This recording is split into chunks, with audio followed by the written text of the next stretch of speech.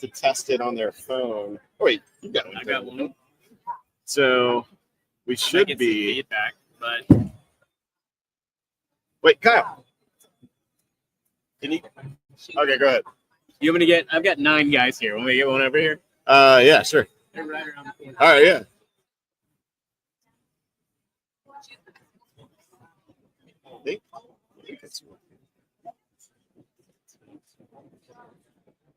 Ross will help. Hey, how's it going? Hey, this is Chris. It's me. Ross is our VP of product. He also works in our marketing quite a bit. All right. So we're just trying to test the audio Podcast and the testing. feed. So Theoretically, we're live right now. I don't know. Oh wow. We'll find out. I'm clicking on I'm clicking to join. Let's see. and then Oh yeah, there we are. there we are. We're live. All right, so I'm gonna close that so I don't eat up all the bandwidth. Are you guys doing a podcast or something? We'll probably do something real quick. Yeah, we're testing right now. So Chris Burrows is supposed to be here. Chris is supposed to come from down somewhere. here. We may do some quick convo about Yeah. something random. Can you pull up LinkedIn on your phone and just see if the audio is See if you can see if it's hear picking up? Actually, you may this have to direction. walk away a little bit to Yeah, maybe. avoid the feedback. Maybe. So go to LinkedIn and go to Cargo Chief. Yeah. Cargo Chief. Yeah. Yeah. How's the couch? You comfy? Does it work? I mean, it's the first of its kind that I've ever seen. And Yes, I've seen these at Costco. Or these buttons. it's a Bucky. Yeah. Yeah. I thought about calling Bucky's on my way in. Say like, hey, we're about to get some free Free airtime. Yeah. There's this. Yeah, that's it. All right, so join Tap to join. and then Take it See- somewhere else yeah. and see if you can turn it up and see if you tell can me if it's laggy also. Yeah. It probably will lag. Can you hear it? Can you hear it? Here, I'm gonna sit over here. There is a I'm lag. still here. How's this? Okay. How's this? How's How's the the sound audio? quality? Like, can you hear us? Is it too much background noise or is this? Pretty good. Oh yeah, sure. Here, you guys talk. Yeah. And then I'm gonna- Sit down. you guys talk that way because that's Okay. Sit with me, Ross. I think the delay there is about Ross, how's GIA in San Antonio? pretty good. One of my favorite shows so far. Yeah. Yeah, I like it. You're with Expedite All. How many people did you guys bring down here? 9 people. 9 people. 9 people. It's a big show for us. A lot of potential customers here, prospects. Okay. Great. For our specialty network for cargo vans, box trucks, and straight trucks. What's your favorite thing you've seen so far at GIA? That's a good question. we're gonna change this. Yeah, How to how's get it? logistically in there. Okay, you gotta. We may have to shift the couch a little bit. Although, I think it works. Are you guys part of logistics? They are. I think they're This is it. partners. Hey, Scooter, how you doing? We got the Bucky's chairs going. Bucky's I chairs. saw those when I was at Becky's last week. They're pretty good. My I wife mean, wanted to get one of those. Pretty good. I would recommend actually. It's pretty comfortable, and you guys can actually sit together on it. If you're into that sort of thing, that's. Man, I can't get that in there. Live? It is live. It is We're live just sort right of now. testing it now. I'm hoping he's going to delete this after he Yeah, tests I hope, it, rather than leave it posted. Yeah, yeah. But it might be the highest engagement thing you've ever had. I gotta take that. Well, if you like give out this as free, like if you'll like this show, we will send you one of these. You'll get a ton of people, right? Yeah. This is the bomb, right? You will go bankrupt trying to do that. Oh man, how do I need to take that? Okay. So are you gonna get this? Yeah, I think I'm going to be on the podcast. Chris is looking for podcast guests, and of Oh, course, yeah, we're live on LinkedIn. So Man, so I think we need to. can you zoom the camera out at all, or no? Yeah, Does the camera zoom out? I think if you can zoom it out just a bit, like you can get logistically in. So if it's at like 1.0, if you could do like 0.8. Oh yeah, I know what you mean. Now, Yeah, it's orientation. It'd be like maybe it's like camera settings. here he is. There he is. On the dot. On the dot. We're just testing some things, and then yeah, I don't think He's getting the setup all right. I'm a guinea pig. yeah, it's zoomed out. You don't need me, or we don't need you anymore. But I appreciate your efforts. Thank you. Yeah, it's zoomed out as much as it can. No, do you want me in with you? Okay, we can all be together. Yeah. TIA. Here, Chris, sit here. I think Can you guys? yeah, grip we it? can switch. I think like I can't get it. we probably need to be yeah. Chris there. We'll try to. I just realized we have multiple Chris's on this thing. Let's move it This way? that way. That way? Wait, no, that's gonna push you out. This way. Wait, Well, I think here, I'll scoot over this way. Maybe bring us a little bit this way. Yeah. go that way. Yeah, let's go. Turn a little bit. There we go. Yeah, There we go. I think that works. All right. I think that'll. I've got the Coley there Yeah, at the top, so it'll. Um, Corey, if you're watching, we'll fix it later. I think, Figure it out. I think you can just plug them, Yeah, right? yeah. Just plug it in. Just All right. just plug so them. Just say, I'm gonna just clip all this crap out later. Anyway, so. But we're live right now. Right? Great. That's perfect. This podcast done. And we're done. All right, get situated here. Cool thing is we don't have a mic. It'll pick us all. It was actually pretty good. It picked it all up pretty well. All right, here we go. All right, guys, we're live. Took a little bit to set the audio. Sorry about that, but hey, we got it all set for next time. So today we're at the TIA Capital Ideas 2025 in San Antonio, Texas. I've got Chris Burrows with me and Alex over here. Chris, president. Yeah. As a CEO, yeah. So let's have at it. What else you got? Well, hey, we're happy to do this with you, this Yeah. podcast. It's another amazing conference here in beautiful San Antonio.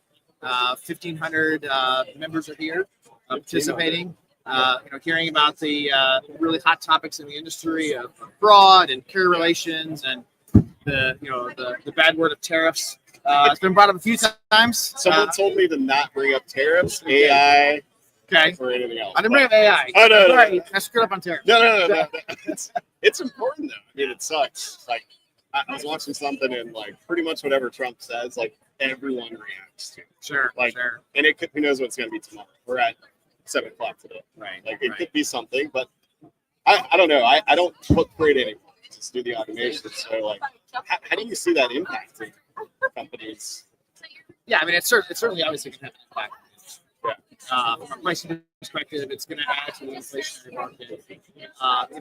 Yesterday he announced that he's going to ease for 90 days some of the tariffs, except on China. Yeah. So, what does that look like for the next 90 days?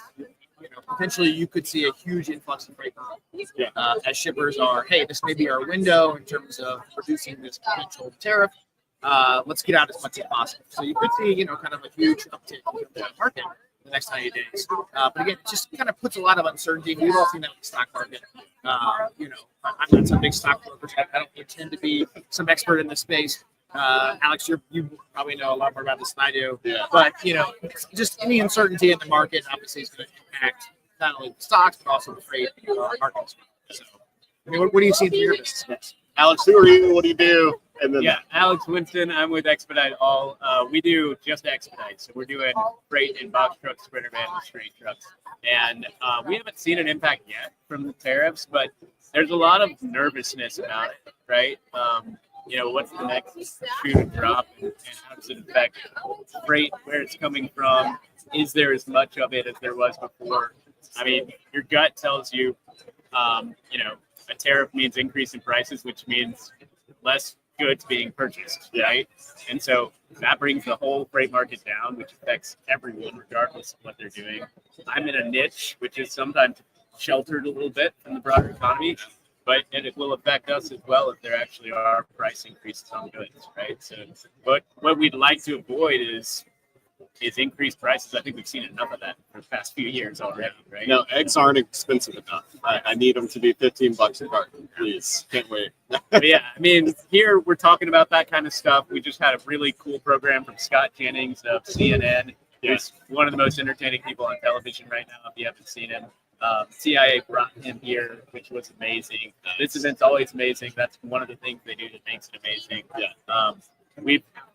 I've been involved with TIA about 3 years now, and every year we bring more people. So this year I have 9 people here. Wow. And I'll probably have even more here next year because it's just a great event to learn about what freight brokers do and how they can do it better. And literally, hundreds of vendors here trying to help freight brokers do their jobs better. And you can learn about what you can do, what your competition is doing, and how you guys might even be able to work together to be better. Right? It's really great organization. You know what I like? I was talking to somebody, one of our customers before, and they said, Chris, like, I'll do the panels. The thing is, like, just no one wants to listen to us. And they're a big broker, and I'm like, man, I promise you have great opinions. Like, I like this. What the TIA does great about is like a good rotation of expertise. Like I see some of our customers up there as speakers. Like, I brought people up before, and it's just cool to like get a different take. I thought I knew every way to book freight, but there's hundreds, thousands of ways to book freight. It's just really cool, like to see like the rotation, because y'all have a. Somebody asked me before, how do you get on a speaking thing? Like, how do you participate? You guys have like it's like a bid submission or something. Yeah, right? it's like an RFP process. Yeah. To essentially kind of get into a session to become a speaker. And again, all that is vetted. That's not vetted by staff. That's vetted by members. Yeah. So we have a programs committee that goes through that whole process and looks at hot topics in the industry, kind of looks at, obviously there's a relationship part to it. If we know people that are in the space, and it's all done driven by the members. And that's what's beautiful about this. The show is built by members for members. Yeah. So I got some Bucky's beef jerky. You want one? Want one? Of course. You get one. I can't give you the whole bag. Yeah. Which one do you want? Got these little sausage weenies over here. We got some jalapeno honey, hot and spicy. I mean, Mesquite. I don't know how you go wrong with any of that. I mean, I would probably. Honestly, I haven't had any of those before. I am a frequent customer of Bucky's, but I've not bought any of those This guys. is my favorite. Jalapeno honey. I'll take it. Yeah? Let's do it. Let's do it. We're all brokers here, so How just much reach did in. Bucky's? How much did Bucky's pay you? I know, right? Right. I even got the Free advertisement. And the Bucky's couch. and the chairs and the chairs. I'll do my best to not touch it. Oh, There you go. Just grab what you need. I'm not aware of it though. But We're all good about to here. be really toasty anyway. So here, grab that one for me. Grab that one for me. I'll take one. Yeah. All right, cool. Cheers. Cheers. It's good. Yeah. Yep. Not too hot, not too sweet. Spicy. A little jalapeno honey. Yeah. So, question for you. I would think that box truck volume would sort of increase. We've had a lot of people lately ask more for parcels, more like box truck solutions. Has that increased lately for you guys, or? I think smaller loads have increased continuously over the past 20 years. Spicy. And That and this. yeah, and it's good. You have to get some water. Need it. But smaller loads, I think, have increased across the board over the past 20 years, and it's not slowing down. One of the reasons for that is we do have more warehouses in more places, I think, than we used to. Right? Yeah. And we also have, I think, just an anticipation in our society that things are going to be done quickly, right? And so when I order something, it's going to be at my door within 3 days, no matter what, right? And people have taken that kind of overnight expectation that they get at home and said, why don't I get that in B2B at work, right? Why, if I order something, does it take 5 to 7 days to get to me, right? Yeah. And so there is a stronger demand for it. And I think it's going to continue. I'm betting on it continue. Yeah. Right. Right. Everyone. Yeah. So what from your side, like, because you guys y'all get a lot more into like political things like Capitol Hill and all this stuff. Yeah. I've never partook in any of that, but what's like what's a big challenge that people have, brokers, carriers, if there is, other than fraud? Okay. What would you say is like the next biggest thing that we should anticipate? Yeah. Before I answer that, you said you want something to your house in like 3 days. I think that's pretty generous. I like my things from Prime there the next day. Yeah. Usually Yeah. next So, day. Yeah. yeah. So yeah, I would say one of the other legislative issues that we've been working on for a while that has a dramatic impact on the industry is some of these nuclear burners that are going and negligent selection. So you have 92% of trucking companies are on by the FMCSA because it's an antiquated system. So the physical audit, everything you're going to hear here is about data, and won't say the two letters that begin with A and end with I. But the FMCSA doesn't, they need to move to a technology solution to address this. What this has created, because 92% of trucking companies are unrated, is confusion, conflicting information in the marketplace, and it leads to frivolous lawsuits. Where if there's a truck accident, our members are being named as defendants in negligent lawsuits. 20, 30. There was a case in Florida where it was $1 billion verdict against two truck companies. If one of our members does something that's negligent, then we firmly believe they should be held liable. But if we're essentially arranging transportation and selecting a carrier that is authorized to operate by the FMCSA, and there's an accident, we do at least our due diligence in terms of safety, we shouldn't be held liable for millions of dollars in terms of negligent selection lawsuit. Yeah. So that's something from a legislative perspective. I think, these, tort reform is a big term in Washington, D.C. We're not looking for tort reform completely. We're looking for kind of an in-between solution.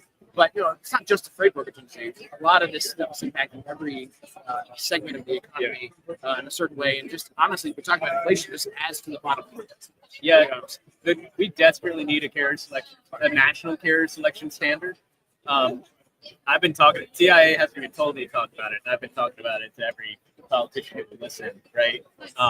Because when we select a carrier as a brokerage, right, we have what we think are reasonable standards, right? But Congress doesn't tell us what reasonable standards are, and lawyers across the country will sue us if there's an accident. And the problem is, if I have a load that's going from California to New York, I am crossing a different jurisdiction every 4 to 6 hours. I'm in a new jurisdiction with a different set of rules about what is reasonable in my carrier selection process. So depending on my process can be perfect in California, I cross a state line into Nevada and I'm screwed, right? So we need a national standard because you can't do it right without a national standard. Because our business is not in a single state; it's across state lines. So we've got to have a national carrier selection standard. And I'm hoping Congress figures that out. Yeah, my congressman says he understands, but we'll see, right? So at least put the load Yeah. or had a claim. Well, I think he would do it. If other people got on board with it, right? Yeah. But we really need to make our voices heard. And I've been to the DC policy forums that we call it. People call it the fly-in. I've done it in the past 2 years. And I think it helps. I mean, they remember us now, and we're getting more people there. The past 2 years have been pretty good. I think we can get over 200 people there this year. And I'd encourage anybody who's listening, who's a TIA member, make sure you go to that thing. That was the first thing I ever went to at TIA, because I'm a lawyer originally. I'm a recovering lawyer. I try not to do it anymore. And so lobbying was right up my alley. I understand the language, and I wanted to go help out, right? And they need to hear it not just from lawyers. They need to hear it from just laymen who understand their own industry and can convey what's going on to their members of Congress. So get up there for the policy.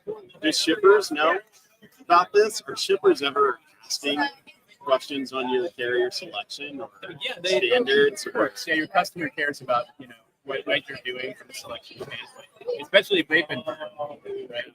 And a lot of them, I mean, you've heard about fraud. if you've been here, you've heard all about fraud, right? Over the past few years.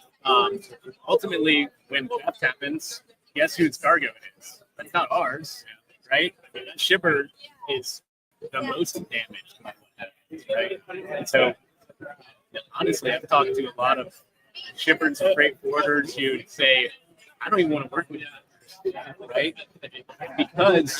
Because brokers are getting scammed.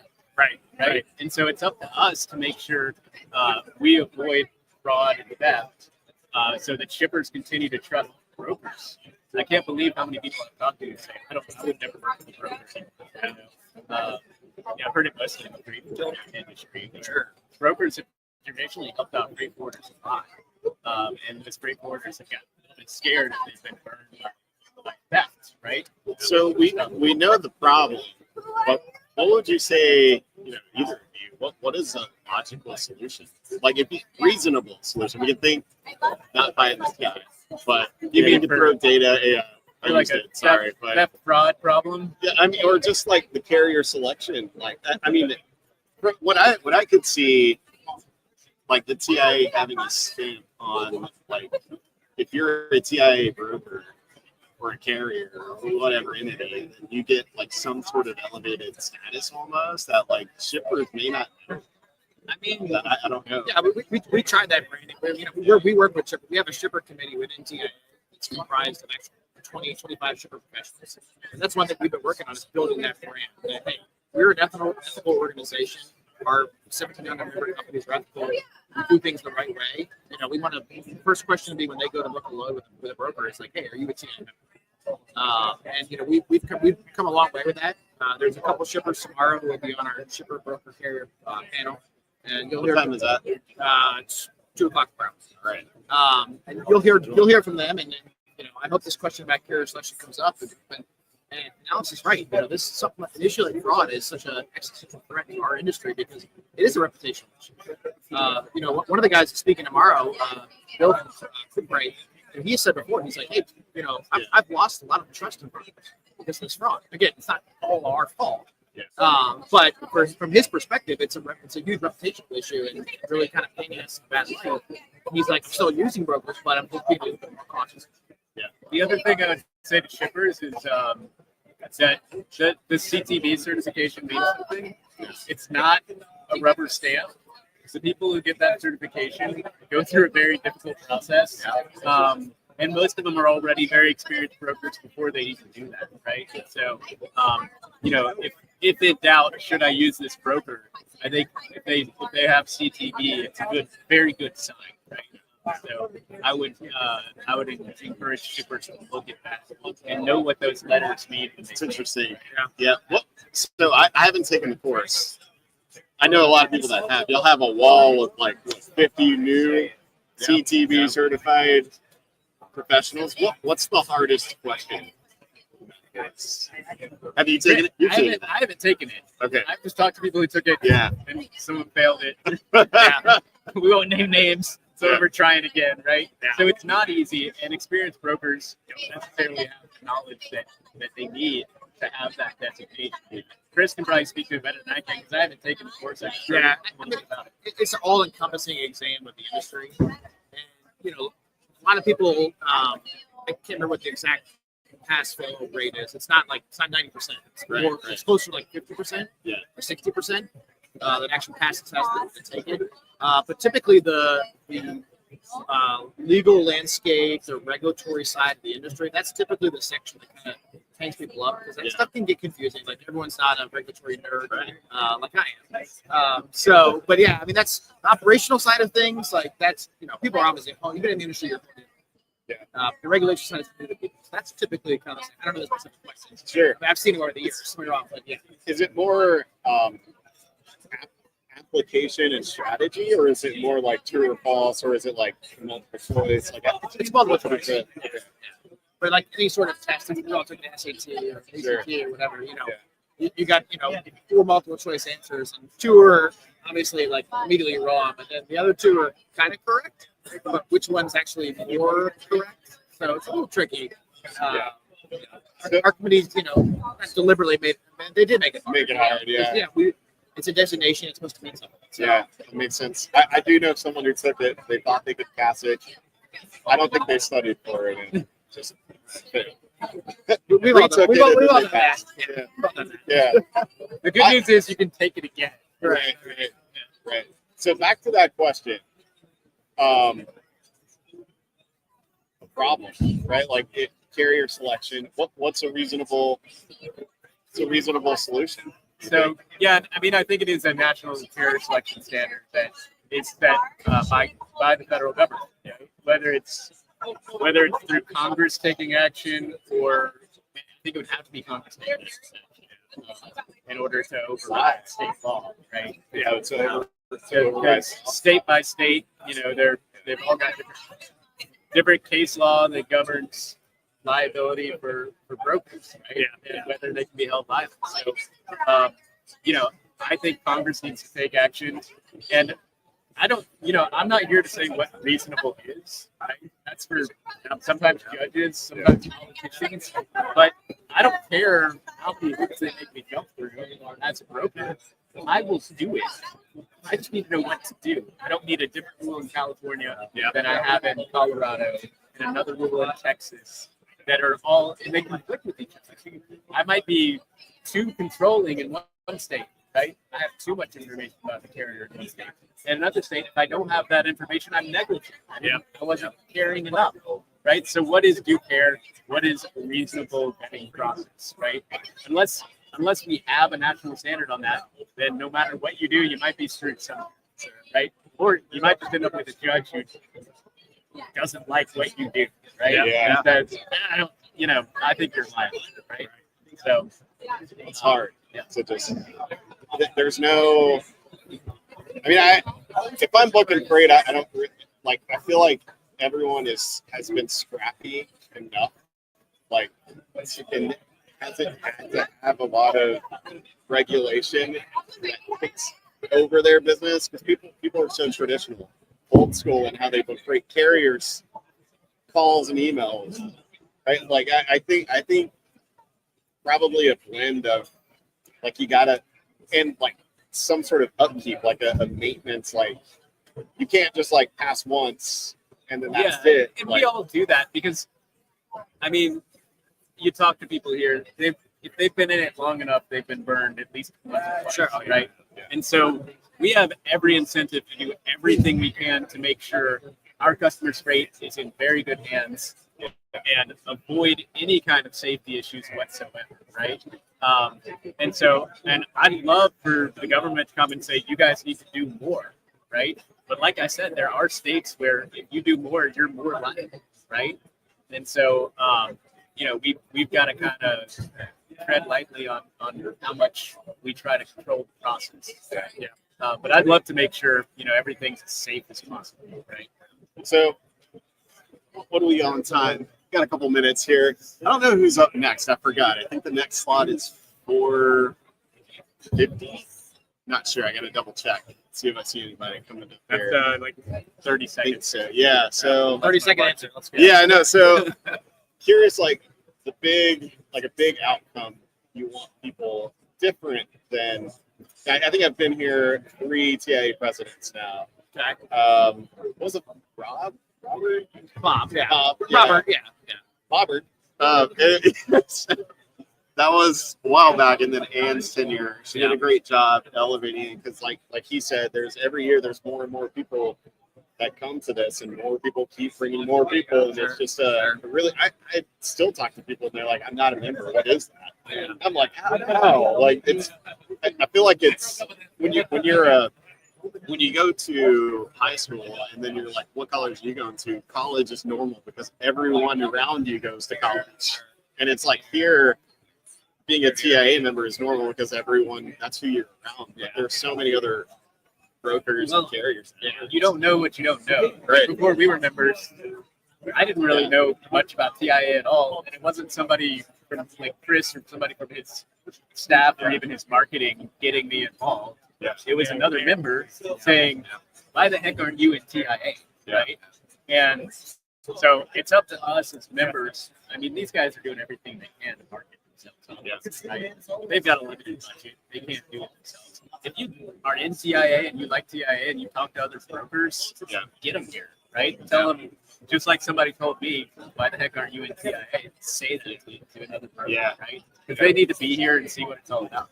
And they need to participate in the political process. Be the voice. And get us more representation as a community, right? Because we definitely have some threats against us out there. So, So where do you want TIA to be? So for me, it's like I said, my speech this morning. It's advocacy. It's being a resource, being a data, pulse on the market for our membership. Need to elevate our members. 3, it's continue to build those bridges with our industry partners, shippers and carriers. We need to look at both entities as customers. Everyone says customers. We're talking about the shippers. Carriers are customers too. And I think that's really how you elevate your business. It certainly elevates the TI brand. We're trying to build that brand that, hey, we're the most ethical brokers that are out there. But for me, obviously, no surprise, I've always been in the political environment, in a very political family. Government affairs is the tip of the spear that we're doing. So we're just going to continue to elevate what we're doing on Capitol Hill and getting our message out. That's awesome. Can't wait. All right, guys. Thanks for joining me. I got to check the next one, but we'll be around. So Awesome. Thanks. appreciate it. All right. Absolutely. That's the first one. Everyone watching, This take was a break. hot, but good. Was it? Yeah. All right. Gotta see. I didn't even have the lineup pulled up here. Yeah, I didn't have your number, so I was like, walking around trying to find it. Yeah. Oh, Michael, that's who I got on. PJT, where's he at? I don't see him. Yeah, I've got his number. I'm gonna give him a ring. It's supposed to be over here somewhere. All right, man. Take it easy.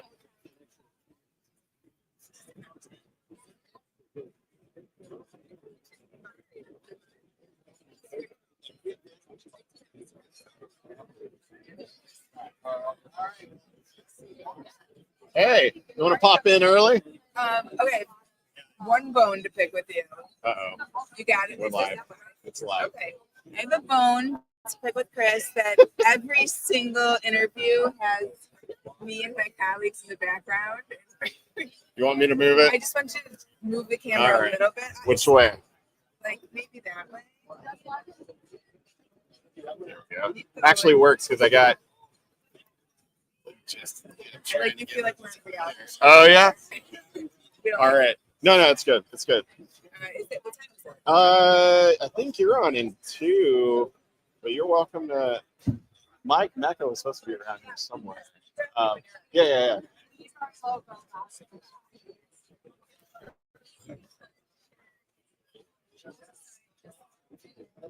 Hey, Mike. Hey, I'm over at the booth. Your slot was here. It's time. 319 in the far back corner. But that's a good point. You know where the golf thing is? Little putting green. Over there, right beside it. Okay, bye. Oh, I see you. See. I'm gonna wave over here. I don't even see you.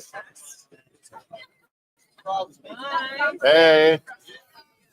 Got yeah. We are live. Waiting for the next one. Took a little bit to get the audio going. And then I had it air and everybody in the background. So it's live right now. Yeah, it's live. Got our next guest. Next guest over here. How you doing, Hey, buddy. brother? How you All been? right. A little sweaty, a little hot. It's okay. Where am I sitting? Right there on the double wide. Okay. So I got Charlie next. Okay. She's actually, her slide is in a mix, so I'll probably flag her over. Okay, no problem. What was I going to say? Yeah, I know. So good to have you, man. Oh, good to be So here. I want to ask you something. I've been doing this with a couple of people. High-low buffalo. It's some new thing that have you heard about that? You know what that is? No, it intrigued me. All right. High-low buffalo. So you say something really good that's going on in in your life, whatever, 30 days, whatever it is, today, whatever. Okay. Then something not so good, and then something unique about it. So you want me to go first? Yeah, sure. All right. Something really good This podcast is put together in like 2 days. Wow. Somehow, logistically, our TMS partner was like, "Hey man, yeah, let's do it." So we put it together with chewing gum and duct tape, pretty much. Got the Awesome. Bucky's chairs on the way Yeah, they're great. in. So good way to get the boys, get the opinions out, and Okay. the new channel. So I was like, that's pretty cool. Awesome. Something not so good. Let's see. It took a lot longer to get out. Got here late yesterday. That sucks. I got a thought on that. Are we like? Yeah, we're live Oh, right okay. now. We are live right now. Something unique. Something unique. Oh, I should have called Bucky's for this free promotion that I'm doing over here. I got the Bucky's logo. So I love Bucky's on it. Okay. I'm from Houston. Yeah, of It's course. hot, and I wore denim in the heat. It's not. It's too hot, too sweaty. It's there. All right. Well, let me. On your low, every year that you've traveled this TIA, you've always had a problem coming here. I think the last time you lost your luggage or you got like something, so It's like a 4-hour delay. right. Flight, So yeah. how did you travel here? You I drove. I was going to say it's just I that drove. that's like a 3.5 hour drive was really rough, I thought it was in my patrol, but it wasn't. but it wasn't. I had Okay. to stop at So- Walmart, had to get gas, and then I-10 traffic, and I drive like a grandpa, so it was like Okay. it was just 18-wheelers every car, like, Okay. pretty much. So you're right. There is always There's something. always a always little something. something. Yeah. I'll work on that. So, what are we doing? High, low, Buffalo, There you right? go. Yeah. All right. So, I personally, it's just my family. I'm in a good place. I got 3 boys under 8. Got a beautiful wife. Life's good. Low, work over the last year. I think everybody is, we hit a really big restructuring. So, so that's been a little low. We're hopefully trying to get active. Yeah. We're a little unique, as you know. We're not a traditional broker. We have asset warehousing, and we're domiciled in Port of New York, so we do a lot of drayage. So, right when we're coming out, we're kind of creeping back low because we don't know the uncertainty of all these tariffs, what's going to happen. My biggest fear right now is excess inventory, right? Not moving.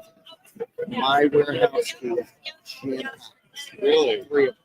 And so describe your business for So, everyone who doesn't know. okay, so we're an asset drayage carrier out of the Port of New York, 45 day cab trucks that just service 40-mile radius out of the port. We also have a warehouse division, FDA approved. We do a lot of food ingredient warehousing. We have rail siding, we have alcohol, that we do liquor license, we do a lot of beer wine on the rail siding, transloading, and fulfillment distribution. So on the import side, from that, we have a brokerage. We handle all our outbound LTL, truckload, rail, outbound. That's really where our strong points are. And we have the same out in LA. We've noticed over the last month is that everybody was front load buying. So January, February, the normal customers that are sending 5 containers a month started sending 50, 60 containers a Wow. month.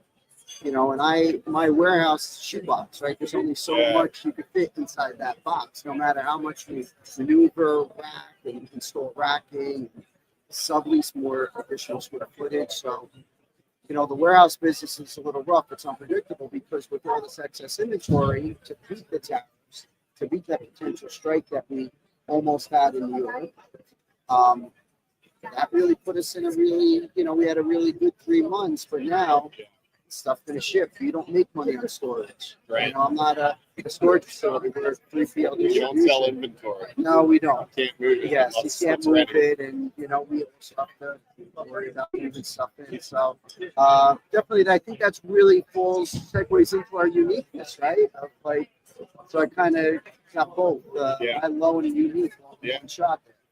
Yeah, that's unique. Yeah. So that's like what happens. So when you forecast what your sales is going to be, let's just say Q2, or let's just say like fast forward to May. Do you anticipate like how do you forecast that? If they just pumped all the volume in now, like, is there still going to be volume coming in? Yeah, magic 8 ball for me. No, because that's really, you can't forecast. And I think that's the magic word I've been using over the last couple months with my customers. Is, this is a partnership, in every business, especially, brokerage, right? You have your shipper customer relationship and most importantly, your carrier relationship too. Yeah.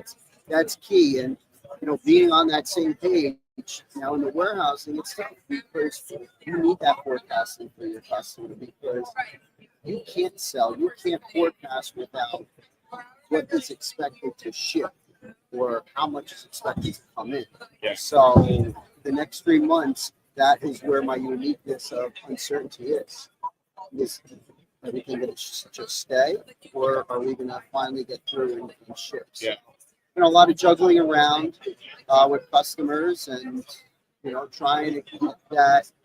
There's no data there that I could predict, Yeah. right? That is just stagnant uncertainty. So we're doing our best and Yeah. what we could do. Just trying to Yeah. keep it alive. Forecasting's key. So yeah, Yeah. on the warehouse side, I can't forecast. I would love to, but the brokerage side, we try to see how we can from the customers. Yeah. Do you, so commodity wise, electronics or like, No, it's Consumer goods. we do stationary, no hazmat in the warehouse, all food, dry ingredients, pharmaceutical, nutraceutical products. 2008 when I was the brokerage side, we were heavy retail.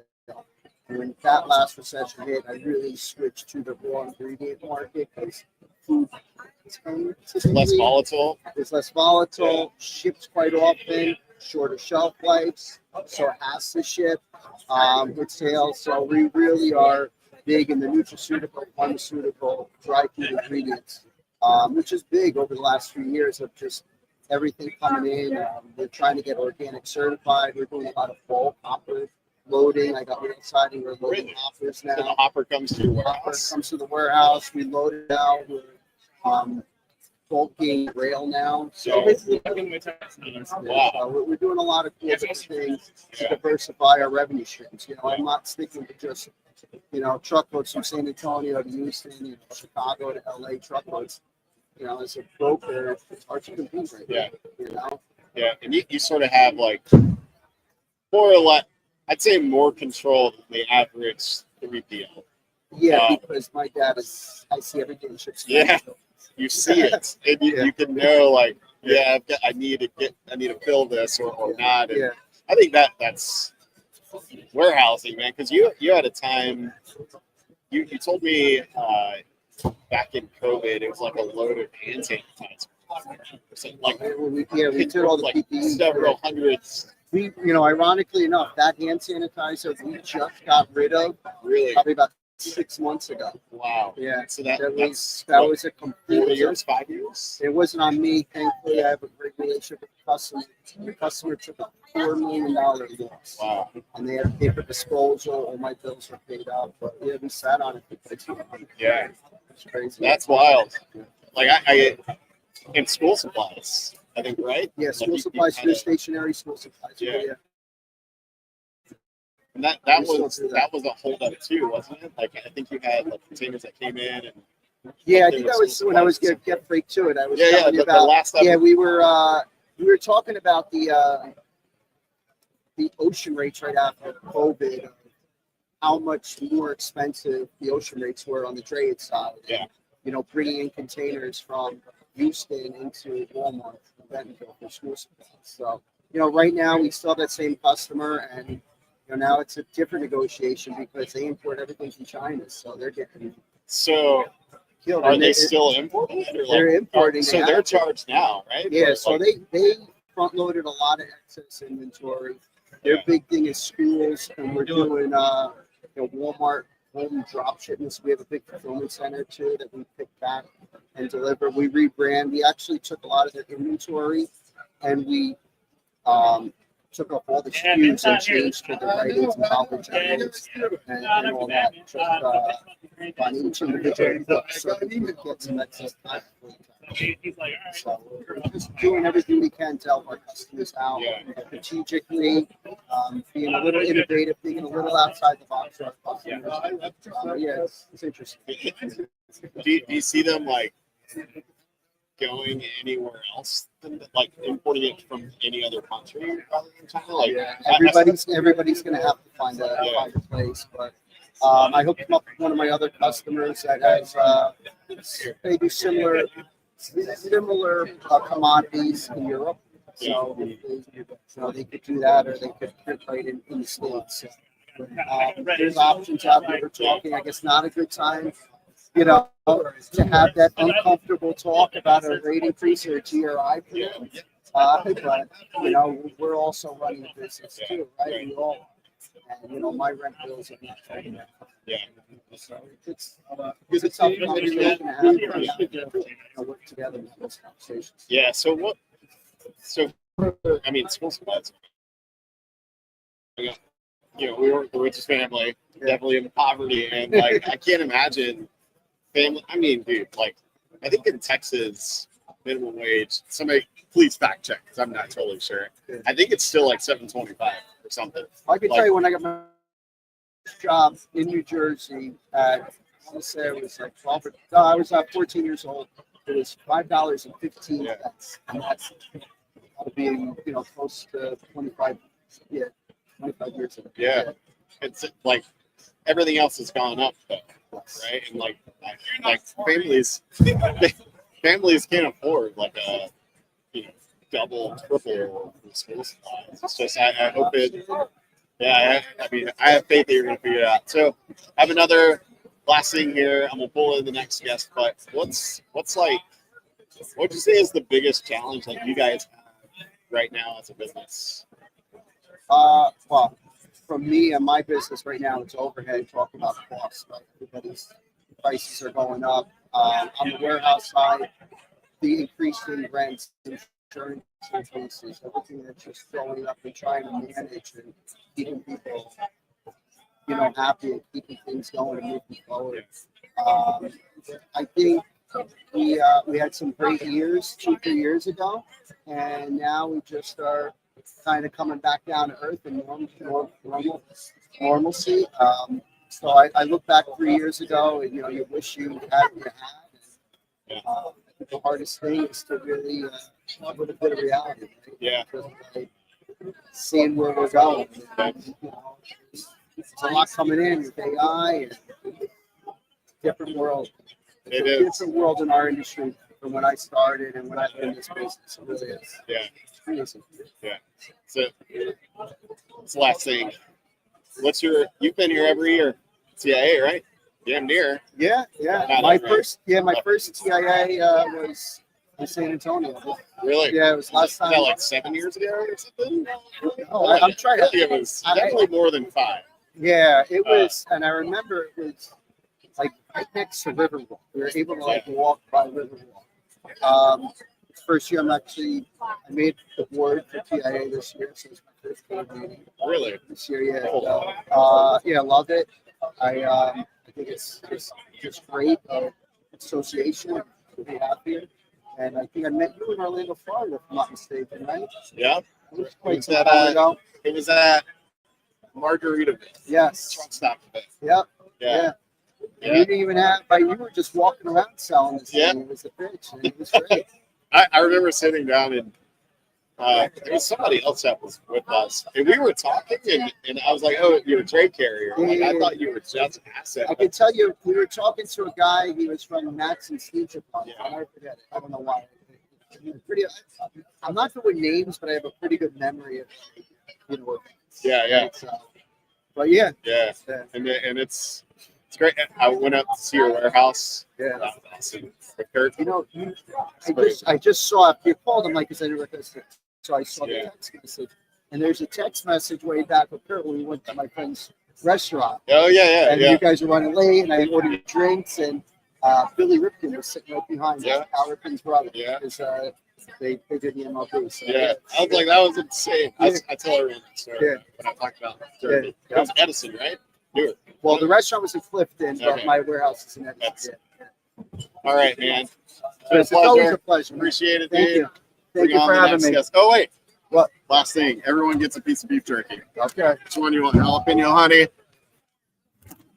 a weenie, heat pepper. What's your favorite? This one. Got two of them. What is it? Jalapeno honey. I'll try it.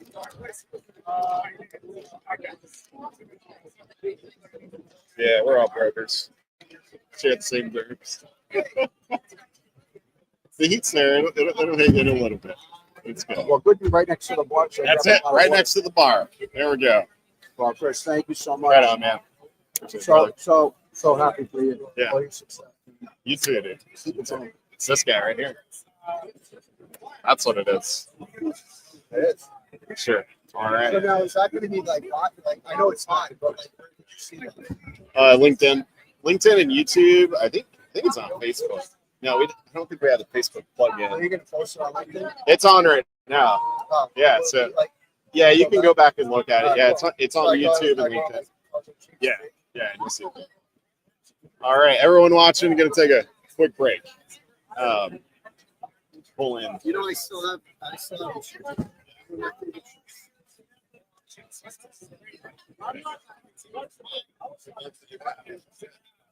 It wasn't that bad. Wasn't that hot? Was it? No, it wasn't that hot. All right. Chris, thank you. Right on, man. Yeah.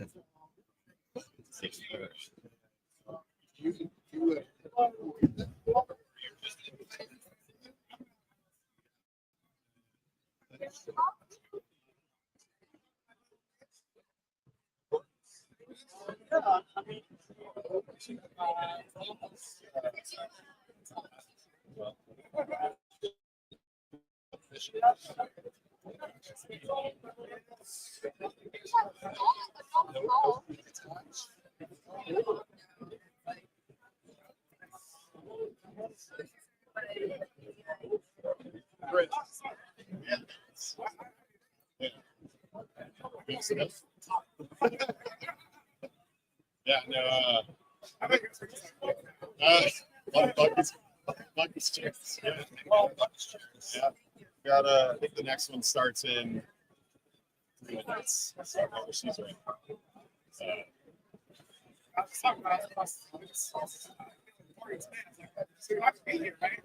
That's right. Let's. And say I just check it. He's gonna cross check it. I can sure the logo. I got it in as much as I could. It's really hard. The logo's way up there. But he just hit the ceiling. No, it was here. It was here. They put it up, yeah. But, Just told them to keep it displayed in the background. So we get franchise sponsored by the district.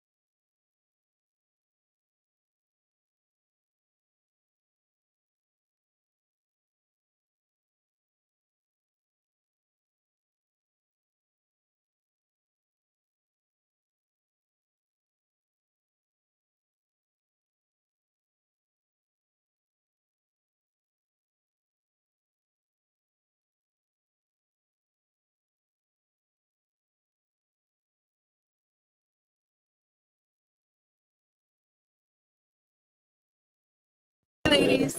All right. I don't think I have to do anything. I think that's it. All right, there we go. We got Charlie Safro. Charlie, tell us who you are. You were episode like 3 or 4. I think so. Yeah. When I made you cry. Yes. You made me cry. We could talk about I that. told my wife about this, and so we'll talk about that in a Okay. second. But Okay. so your episode was one, and she's watching. She'll get to it a little bit, but your episode was the one where I had a background. It just looked there, Like early plain.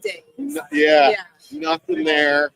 And yours, the screen switched to yours, and it was like this beautiful. You had like a peace sign, and like it's like, man, It you're wasn't back. always like that till I decided to like fully embrace remote Yeah. work. Yeah. And I was like, I should go to Home Goods and get some. Yeah, signs.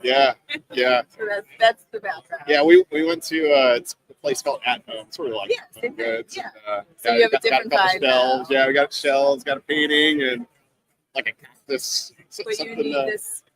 So this is logistically. Shout out to those guys. Yeah, They're shout a out logistically. great TMS partner. Thus, they allowed us to use their booth for the Okay. podcast. So, Got it. but yeah. So, Charlie, tell us who you are, what you do. Ms. Charlie Safro, and I'm the CEO and founder of CS Recruiting. Coincidentally, that is my company. We are in the booth next door, so we are getting some free advertising for the next 2 days, although we don't really want to be there. Yeah. All good, all good. So we recruit specifically in this industry: logistics, supply chain, transportation, 3PLs, manufacturers, distributors, tech companies, equipment, we go on. But really focus on the professional up to the executive position. So not staffing, not truck drivers, but anyone who is full time, approved and higher. We work nationwide. We have a team of about 20. Been going strong since 2010, so 15 years now. And yeah, we go way back Yeah. in a couple capacities. Yeah. So, capacity, no pun intended. But, Yeah, right. Yeah, No so, pun intended. So, I was talking to Jessica, Lindsay. Lindsay. Uh-huh. I was gonna say Beth because I think Beth was the first one that ever That met. for sure was. Yeah. Yeah. So 2013, I think is what it was. That's I wild. think it was 2013, maybe. Yeah, because the new year it was probably like January 2014 or something. Yeah. There was you guys could listen back to that episode. You'll hear the whole story, but essentially that was the anthrax going on in the Uh-huh. mail, Uh-huh. and God, that feels like a lifetime ago. I had gotten. You guys had set me up a gig with XPO, Uh-huh. and that's my second brokerage. I always thought about that book trading, but Were you in Chicago? no, in Houston we had a startup. Yeah, so it was a long time ago. Joe Stevens, Yeah. Oh, Jake just Ferreras. Oh my God. Yeah, it's this. a long time ago. Oh my God. Yeah, that's definitely recruiting. Yeah, Thanks for making a sign. right. Yeah. And so I got a box in the mail, and I was like, "What is this?" And we lived in an apartment, and it was kind of not sketchy, but it Right. was like, "What is this box?" Handwritten. Anthrax. Yeah, and I was like, I said, "Brittany, go over there," and I like this is gonna save me. I put a Right. paintball mask on and 2 oven mitts, and like took it to the back Yeah, patio. like, I don't know what's in here. Like that's gonna save me from anthrax. But I opened it and there was like I think it was a bottle of wine or champagne and like a handwritten thank you note. And I was like, that was so cool. And like that Yeah. memory carries forever. So I got a sticker. I love that. A Yes. sticker. I know. What does I that really sticker mean? wish if we could like compass this whole conference and give everyone a sticker that we either gotten a job for or worked with or even Yeah. like helped interview and consult. Come Come on in. You want to? We're on a live podcast. Yeah. Join us. It's live. Yeah, it's live. You want to say hi? Say hi. Hi, everybody. It's our friend Kara Smith Brown. Yeah. Hi, Kim. How's the sofa? It's interesting. Yeah. Yeah. After my no hugging, Right. after my no hugging has gone viral, Yeah. because it's the only thing that anyone has mentioned to me Yeah. all day. And now we're like, yeah. And now Charlie, Like, bye. We're not hugging. Like It's each arm other. hug. Yeah. No, so we were talking about she got me my first job, XPO. Yeah, 2013, 14. And Well, so we're giving away these little stickers, and I was like, if we could literally get to every single person we've touched at this conference, that we either like helped with their resume, got them an interview, got them a job, changed their life, or help them hire their team and the outcome from that, like it's really cool. But there's people I'm like, got you a job in 2011 November. Like there's like weird things I remember about but like, I remember Chris. Yeah. Yeah. I remember like little. Is it because Chris was like a rock star? You're like, I can't replace this guy. Not yet. I know it's a trick question. Now I think That's what it was. That's a lot of free. Right, exactly. Or it was just like really hard searching and we found you, and it was like when we were so small, Probably like easy. we celebrated your name. It was like you That's found cool. the guy. Yeah, that's Like, cool. That's yeah. cool. So yeah. So Fun I love the memories. idea that Yeah. Just you know, introducing people. one thing that we did, she was on episode 3 or 4 of Get Free to It. Which And was what year? I think it was 2 years ago that we launched this. Okay. It's sort of been in seasons Okay. in a way. Uh-huh. I call essentially season 3 started when I lost a bunch of weight.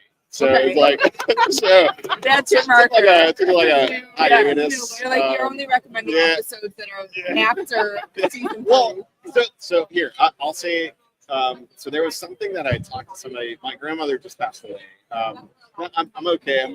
Recently. Yeah. So it's all right. I delivered a eulogy. We got through it. You see that name over there on that screen? Yeah. That's how I got through it. That's Jesus for anyone that's curious. But so one thing that I shared with the grief team was that I told them, this a friend that I have and sort of a work friend, like she told me one time that why is anger okay in such a macho industry? It's okay to be angry, but it's not okay to cry. Like it's still an emotion. Like and if anything, crying encompasses more than just anger. Anger can be like it's pretty direct. What it is. Or tears can be a lot of things. It can be sadness, happiness, healing. It can be a lot of things, and like that's the biggest thing that she taught me. Like, and I tell that I probably get the chance to share that feedback probably once a month, if not more. Like, it's really, yeah. She made me cry. I'm tearing up a little bit, but But the we were more, talking about your mom too. yeah, There was something right we that we were. were having a conversation just about like I feel like you made me emotional because just like the way you were talking about your mom. Yeah. It's like I hope my boys talk about me like that one. That was such a, that was a, Yeah. Yeah. Yeah. it My was, kids are definitely Question, but one day don't you hope that one day they're like my mom was. Can I swear? absolute. Okay. My mom was like one day I okay. relationship. Okay. Sure. Okay. I My hope one mom day- was really cool. Yeah, I hope one day they say, I get it. Like, why she wasn't. I get it. I get it now. Right now, all they know is the mom's up at the time. Yeah. So one day when they're like on the road to themselves, Yeah. kicking tires, making deals happen, that they're like, all right, now I know why my mom was. Exactly. Exactly. That's the validation. Yeah. I said that to someone today. How I'm like, my kids' memories of me. Sorry, I'm like going so deep right now. I'm like, No, I told everyone. I didn't get the chance to catch with you, but I told everyone there is no surface level Okay. conversation. Okay. about it. So Good. we're Yeah. getting down. Yeah. And I forgot what I was going to say. What was I saying? You said your kids, your mom. No, not your mom. No. Anyway. Here, I'll change. Then, yeah, you know. I think knowing that your kids Yeah. knowing that the girls are watching on Right. And this COVID did a lot. Like the pandemic. Yeah, I think that's like they see you in action and they can appreciate it. But I remembered it. What I was saying before was like my kids were to like they're older, they're teenagers now, but if they were to draw a picture of me, it would for sure have me like holding a laptop. But I was there. So like that was the battle I picked where like they don't know that I wasn't meant to be there because physically like I'm next to them playing their video game, watching the movie, but I was just, so the To have my Yeah. intentional about spring break trips. Yeah, I know you guys are. So Yeah. spring break is like really big for us. Uh-huh. We're doing this year. We're doing Bonding 2 weeks. Wow. So we opened an office in the UK. Wow. Yeah, I'm super excited. Wow.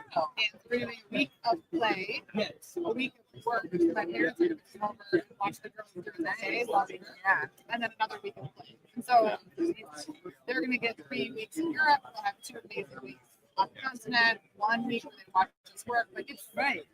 I hope that they see that we're trying to be It's like the vacation is possible because mom works so hard. Yeah. Yeah, we had a sermon. Somehow we're getting down to Jesus traffic. That's okay. So we had a sermon. I think my kid's watching also. Like he's probably thinking about it right now. But We catch up. so we had a sermon and they asked like, what if your kid was to think of you as a parent, what would they think of you as? And I tried to think about my dad. My dad growing up wasn't the same. Like he was a totally different person than what he has been in the last 10 years. He's like as next to God as you can be, which is bizarre because that was not what I grew up with. And like when I think about him today, it is very Christ-like.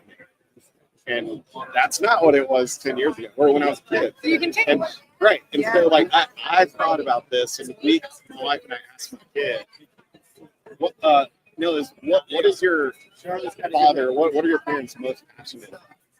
And he said, to my surprise, God and Jesus. And I was like, what? That's crazy. You're doing great. Like, there's no way. You're not too Yeah. contracted. No AI, no tariffs. Yeah. Nothing So like that. So, that's who you are behind. that's it. Yeah. Yeah. Thanks for joining Thanks, us. Kara. Your spot's tomorrow. I'm not Okay, well, I'll be You all photo tomorrow. you because I'll be right there. I got I have a Right. question. So something I've been doing with other people is high-low buffalo. So it's called. Have you heard of it? No. So I'll go first. Okay. And Okay. again, no surface level. Okay. Even the king. So I already shared a little bit. But so high is like the highest. Like what's the best thing that's been going on in your life lately? Okay. And then low, like what's not the best thing? Okay. And then buffalo, like what's something unique about it? You want to go first or me? So you go first. All right. So I'm gonna try to change the answer from what I did last time. So actually, this is a good one. 'Cause I don't think I told you this. Logistically, in 2 days we put this thing together. This. Yeah. Amazing. Yeah, actually Monday afternoon, and then I.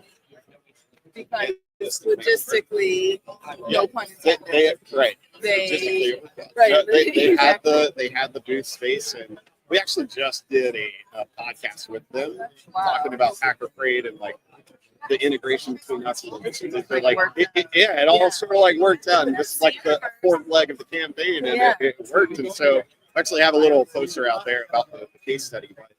But Monday, I called him up and I was like, hey, dude, like, got curious, like, and we talked about it, and he was like, absolutely, dude. So You knew he wasn't able Yeah. to make it. Yeah. That's good. Yeah, right. And so like we were in, by that man right there on the screen, it worked. I give all the credit to that, and there's no better feeling than having a platform to share genuine Right. things like Right, that. 'Cause exactly. That you Stuff busted your like- butt. like tears and God is not talked about enough, I don't think.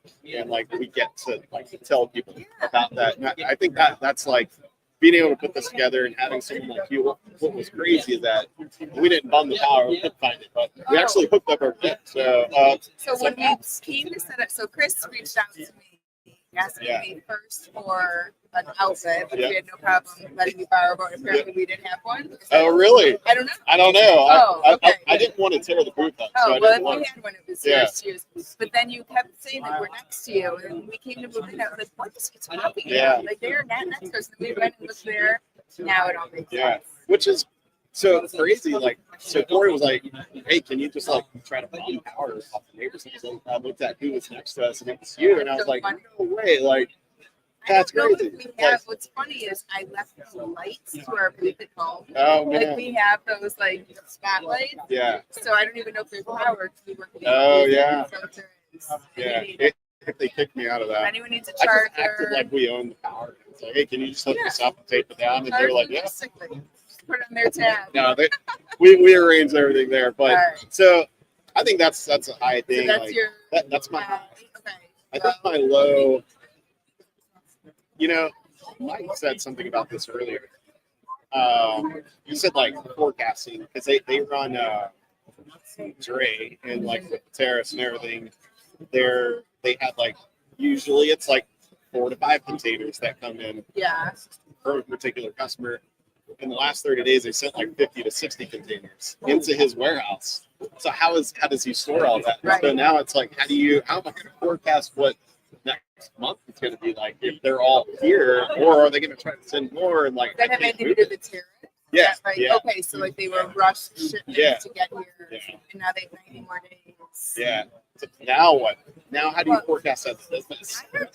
This may be what everyone's talking about, and it's just like news to me. But I was talking to someone last night who said, you know, a lot of these manufacturers are just going to wait it out because they're thinking, okay, if we can calculate the tariffs for 4 years, but then they go back to normal, maybe. And I wasn't Yeah. thinking about that. I was thinking like this company, you know, they just scramble Yeah, and build something in North America, if not the United States. But it's Yeah. really interesting. yeah. 'Cause it's So right, how can we forecast? It's like Yeah. a pandemic though. Like, yeah, I feel like COVID hit and some companies blew up and some were destroyed yeah, for no rhyme. I mean, yes, Yeah. the rhyme or reason, but we never could have predicted it. We never could have been like, there's going to be a global pandemic. People are going to be in their homes. They're going to replace their furniture, and we're going to see furniture sales go up. You yeah, know? yeah. It's and then like so I think the low like on that sentiment is like how do we as tech forecast? Like right here at this conference we've gotten a lot of like, partnership interests. Yeah. Which I mean in the past like we had to focus, you know, with like our TMS like Uh-huh. logistically or whoever else, and our roadmap was built by our customers, and like now Yeah. our customers are going to these other partners and saying, I want you to integrate with Cargo Chief. Which And is- it's like all right. Yeah. Because Exactly. I mean, that's how it's That's driven. the goal. Yeah. And so I think the low is just how do we navigate, like there's like uncertainty of like, how do we deploy something and still hit forecast Yeah. to make sure that, because we're a lean team. So I think that, Be a balance. yeah, that's sort of like the low part of like, how do we, it's tough. It's difficult knowing numbers and where Yeah. stuff is going to And land. like having that responsibility Yeah. of like, of course you Yeah. are. Right. To get a copy of the almanac or something to tell you what's Mike What's asked me for a happening? magic 8-ball. yeah, exactly. Like what will happen? Yeah. So the unique, let's see, unique. I met some other guy here yesterday. He went to the same school I did, SFA. Yeah, Wow. crazy. In like same years you were there. No, I think he's a little bit newer. What's SFA? Stephen F. Boston State University, East Texas area. Oh, you Yeah. were. Grew up- No, Nacogdoches. I grew up in Livingston, Texas, like north of Houston. Wait, National what? Yeah, Nacogdoches. That's the city. Yeah, Oh, Nacogdoches. okay, Yeah, it's a okay. city. Like, is that a state? Like what did you just say? So there's something that I got the next guest, but All right. I'll bring her in. Okay. Annalise, you want to come sit in? Yeah. So we're actually wrapping up with Hi. something here. You can have your drink, whatever. You got a drink holder right there on the side. Oh, nice. All right. All set up. On the couch. How are you doing? This is Charlie. Annalise. So we're wrapping up, and then you can answer. So we're doing something called high-low buffalo. Have you You heard of just it? walked into like a deep Yeah. conversation. Yeah, You have it's no good. idea what you just walked into. Yeah. No surface level. Exactly. Surface level. Yeah. We're at the Walk end through of the our ocean. conversation. So high-low buffalo. It's pretty much share something really good that's gone on lately, and then something really low, and then buffalo is something unique about you. So I shared. High was we put this thing together in 2 days essentially.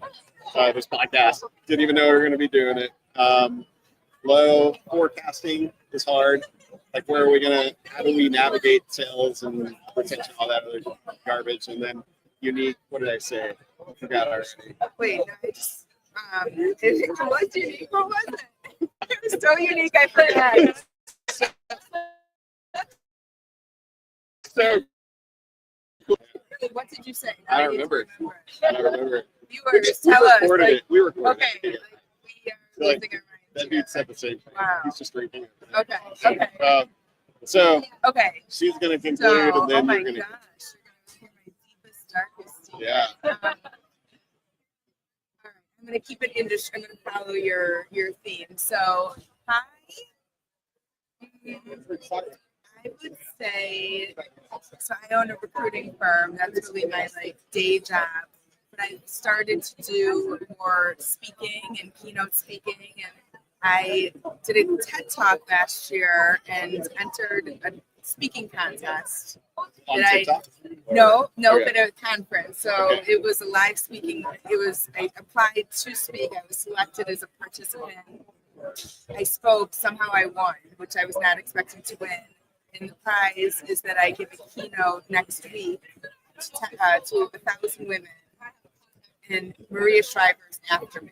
So that's the kind of stage. Like, Yeah. So it's exciting. I'm like nervous, but I feel like that's like a high that it's like, I'm working You towards did the something. work. Exactly. Yeah. And I like having a challenge. That's something awesome. To like really focus on. So I'm equal parts anxious and excited. Yeah. Low, I mean, it's been a rough 2 years in this industry and hiring. I mean, I think most of the people at this show would say it's been a rough 2 years, and that they're not saying that, they're not. Yeah. And I think it's just been really trying, especially as a business owner. I'll admit, like, we had to do our first ever layoff 2 years ago, and like that hurts. Yes. Yes. And it's just the false optimism that I feel like has been dragging on for so long. Where a year ago everyone was like, "Okay, 25 is going to be okay. Like, you just have to get there." And now we're here, and it's like 2026 will be better. It keeps getting super. Yeah. So, Maybe 2030. exactly. So it's just it's the unpredictability, but it's also it's like unfortunate because I feel like our team is working twice as hard for half as much. And like it's out of our control, and that stinks, you know. Yeah. And I think a lot of people here probably feel that way. It's like the market is the market it is. And You know, it sucks. Like, as tech people or anybody, I think it's more lately we're competing for budget, not necessarily product Yeah. anymore. It is like it's not just like they have to. It's like they honestly don't have money right. like that, and it's so hard to to be real about that. Frankly, that's what like any new product that comes, they may desperately need it. But if they don't, if it doesn't make dollars, it doesn't make sense. Yeah.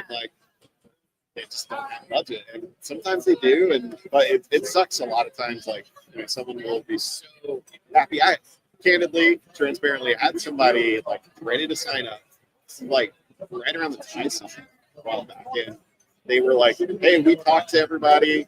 We're going with you guys," and then like. Never 2 heard of weeks, it. Yeah. 2 weeks, 2 weeks. Like we had a call, like some the agreement, and like, hey, like we got some time to fit you in. Like, what? Where does that make sense? Where do we? What happened? And it They led sucks. you Like, on. no, not. I mean, which is it's what it Well, it's felt like like, dating. but it It's was like yeah. they were like, hey, they talked to 2 customers. They're like, your thing's way better than competition. Like it Maybe makes they went out of perfect business. sense.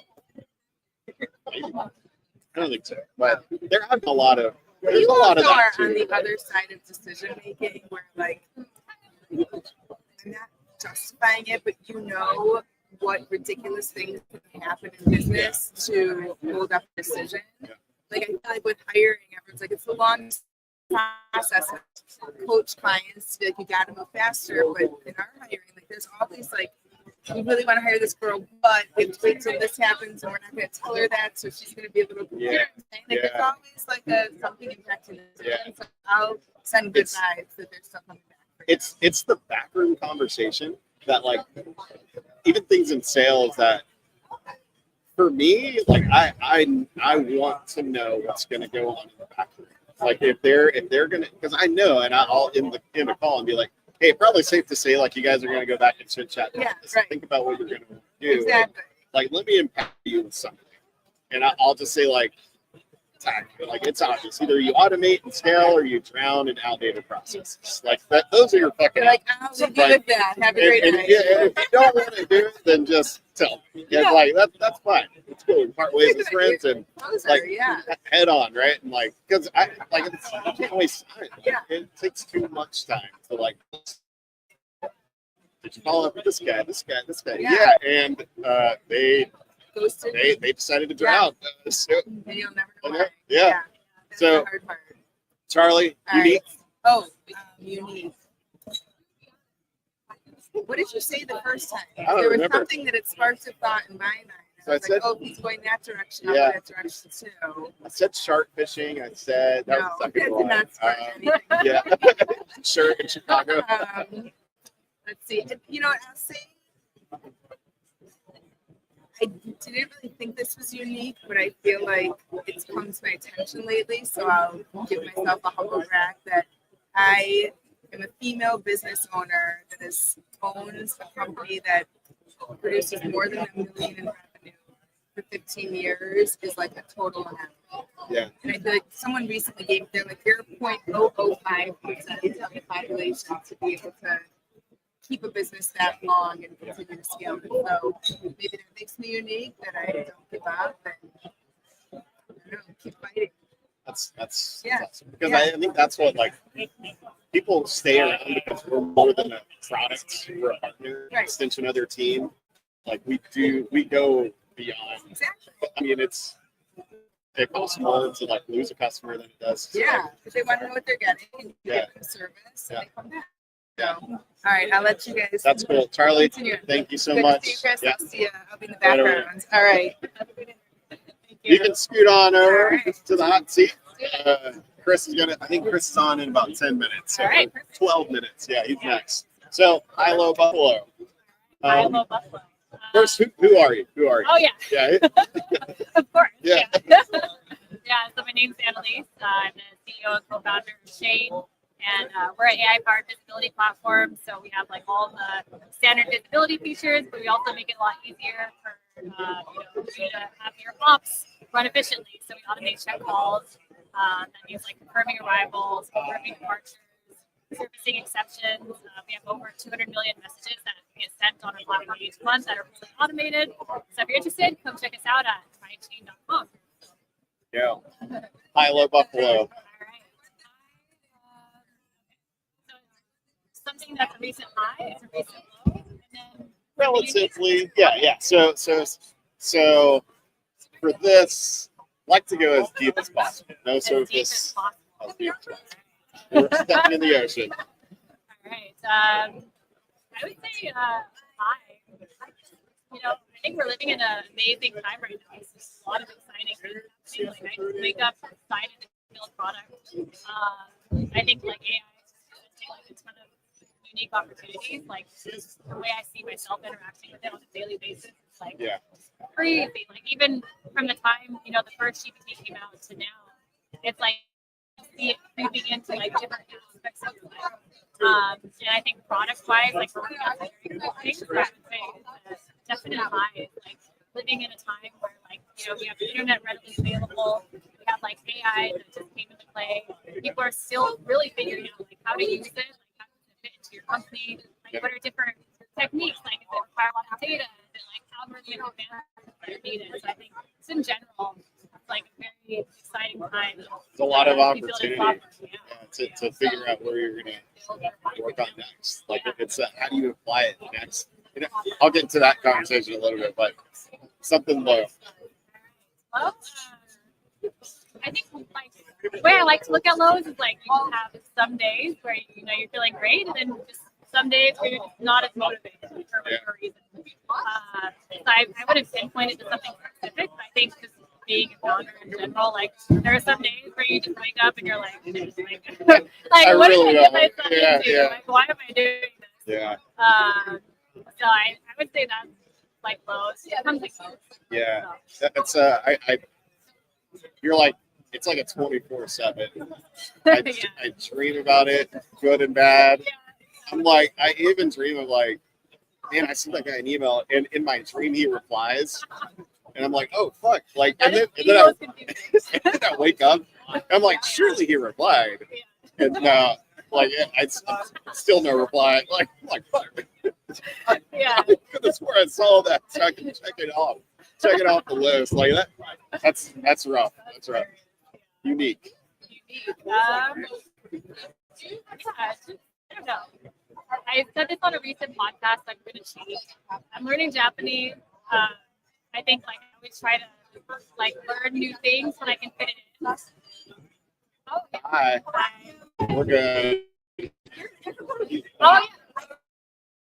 We're doing a podcast. Oh, we're doing a podcast. Yeah. We're live. I'm sorry. Oh no, you're No, totally fine. What do you you're got? totally fine. Thank you for logistics. All right. Thank We'll you. we'll pass it on. Thank you. Yeah. Oh, yeah, thank you. That's it, man. We're live right now. Hang on a second. Okay, we go. Just pocket it. I forgot to get Charlie and Jerky.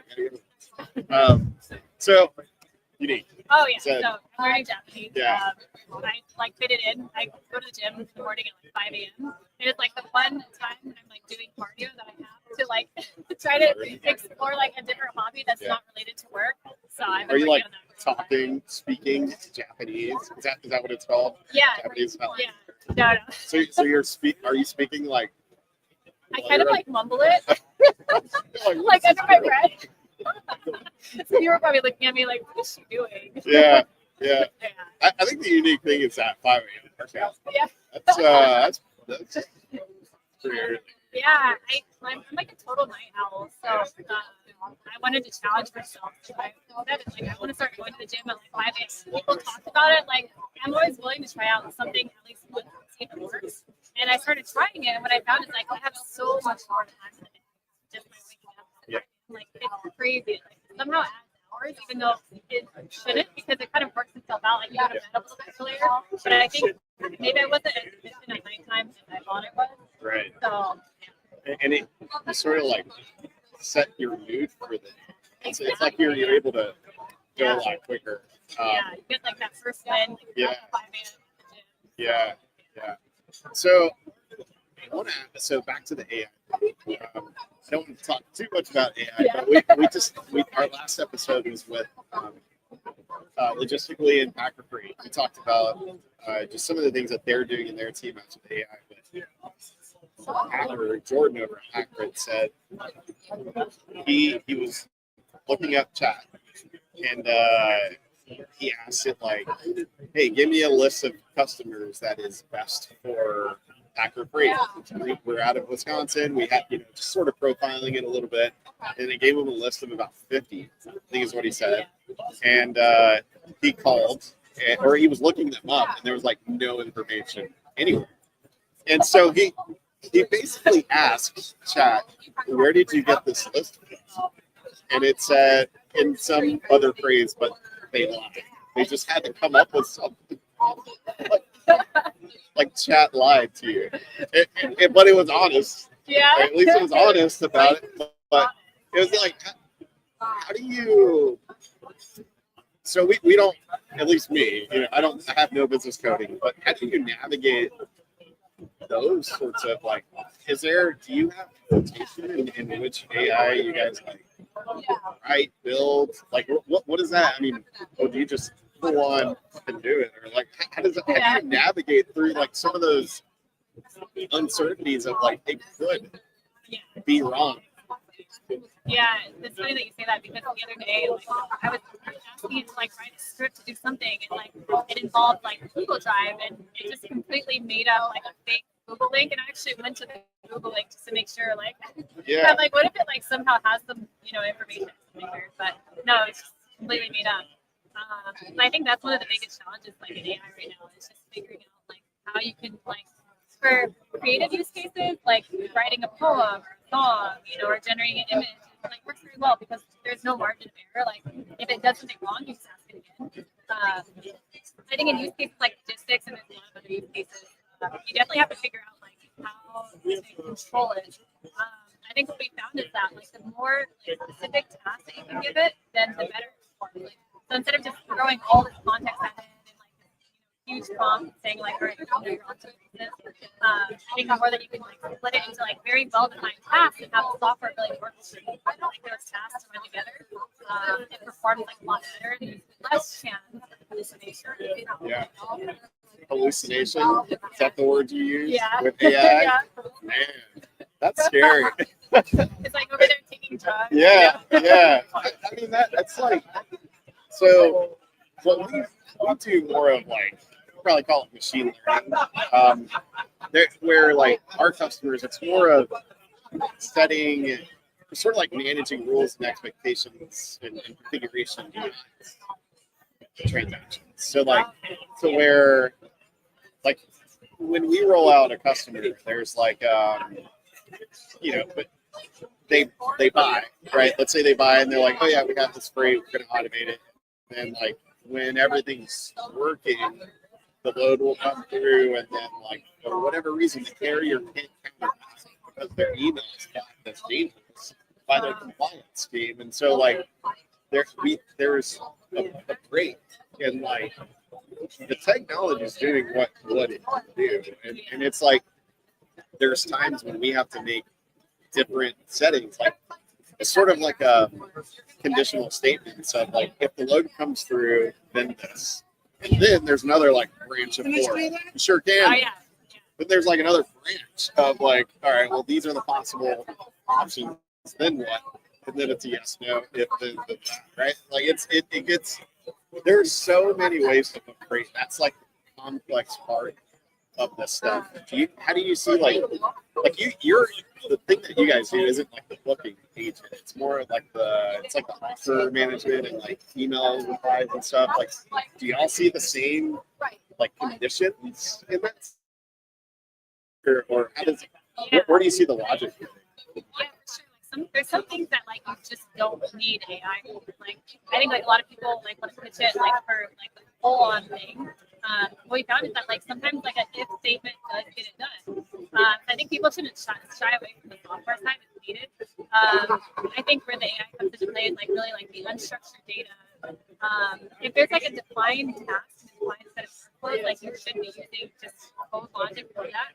And then really using like the AI for like the generative aspect, like responding or like in certain cases where you wanted to make a decision, you can use it for like a small part of the decision. But I think like where some of the AI is missing today is like really how does it now work with the user experience to be able to like loop in the user. So instead of just automating like one full-on task, and then now the user's left to like the rest of their workflow, to do it the way that they've always done it. Like, is there a way that you can continually like looping in the AI and having it fit and step in when needed? So that's kind of what we're working on. It is a combination of like if then statements for some parts of like workflows, and then other parts is like the AI. Do you see so one thing that's never going to I feel like everyone deals with this change management Change thing. it. Great word. I love that. Let me. My favorite thing to talk about. So we back to the case study with Pack Freight Logistically. We had so one of our customers, that was their biggest hesitation was change management. It wasn't like it was how are they going to get their users to adopt. I think what we found is that adoption is just as much on leadership and the carriers than just the broker. And so like what we saw is that their hesitation after we uncovered all this, your back through chat, like we figured out that it's the hesitation of like, is it gonna burden our team? Is it gonna cause more work for our team? Are they gonna go back to what they're used to doing? And then our carriers, like, are they gonna? And this was something that we didn't even uncover until after it was successful, which is crazy. Like, and so we talk about, because I think they were able to see the positive experience rather than just thinking about what's on top of mind for them as a business, not also the carriers. So like then we come to find out, is this going to cause more work for our carriers? Is it going to like deter them in any way? Are they gonna want to do this stuff? When in reality, like fast forward, that wasn't the case. Like it all goes away, and like advice from their advice is like just just do it. You're not going to regret it. Like that sort of thing. And how do y'all? I mean, with sales and stuff, like how do you? Are those the same hesitations that you guys get, or like what is? How do you guys solve that problem? I guess like what do you hear? Yeah, for sure. I think change management is like always like a huge issue. We have a strategy where like some people like if they want to do change management, they can come into our platform, and then for people that are more hesitant, then we offer like, capabilities to API.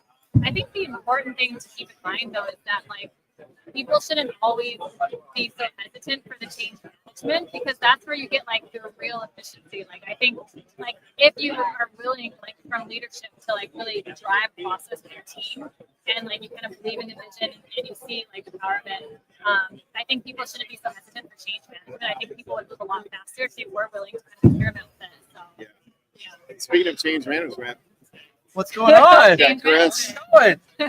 Chris. What's up, Chris? Good to see you.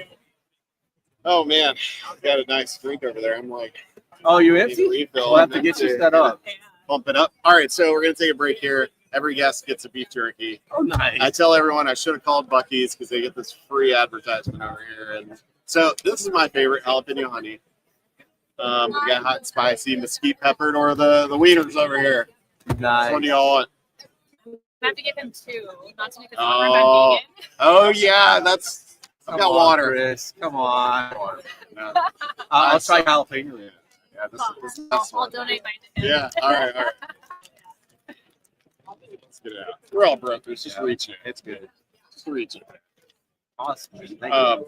Yeah. So tell me how it is. I'll take one sip before you put it away. Actually, no. I'll wait. It's a little. There's a little bit of kick there at the end. So we were talking change management. Our favorite thing to talk about, right? Change management. Yeah, and it's so you're a customer of both of ours. Sure. Absolutely. When you signed up with us, different era. We did a whole episode on this already, but Right. like today, it's how did you guys approach that with Chain and us? Like, I mean, I feel like for y'all, it was sort of organic, and like we have a core group of customers that we've identified, and it is like down to like, all right, are there leaders, like actual leaders, Right. or are they just gonna like, are they just relaying a message to the team that it's not gonna do anything?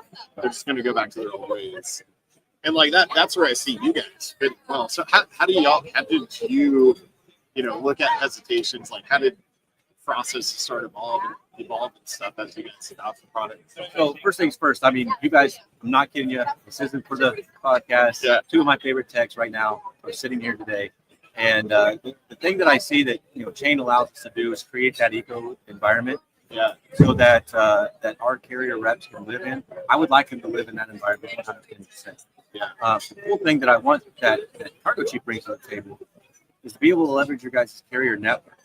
I want to be away from load boards as much as possible. That's our goal by the end of the year. That is our goal. Yeah. And the exciting thing is that load boards has their place, right? Yeah. There is an opportunity. I don't ever want to get rid of them, but again, that's where that fraudulent activity lives.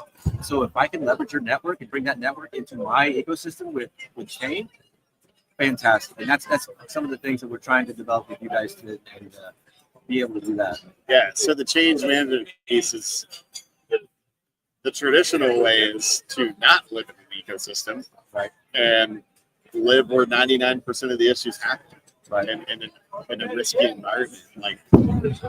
Like I just don't get why more people just why wouldn't you? I don't know. I'm gonna ask you, why wouldn't you do it? Why wouldn't I do what? This. Why wouldn't I? Yeah. Wow, that's a good question. Probably just sitting back and just doing the things the way everything's been done. Right now, tech is so transparent And that when you talk about change management, I always think about how can I make the life better for our employees and bring that change to them and manage that change and always be looking for the best solution possible. Yeah. So to me, that's what we're doing today is leveraging our tech, trying to bring out the best possible tech to just make things happen. And at least as we transition off to what's the, there's the product, right? And what it solves and things like that. But what is that? The challenge that change solves. Is that big problem? Just like the core challenge that we easier way for freight brokers to like work with their network of carriers. I think like I originally came from the carrier side, so my co-founder and I, Carl, and I had our own trucking company, and like so we've seen the other side of it. At the core of it, like AI, whatever, all of these things, freight brokers and carriers just need an easier way to be able to work together, great, to be able to like automate a lot of the manual work. So that's kind of, the challenge that we're trying to solve. So why? Why? Like why do they need an easier way to work together?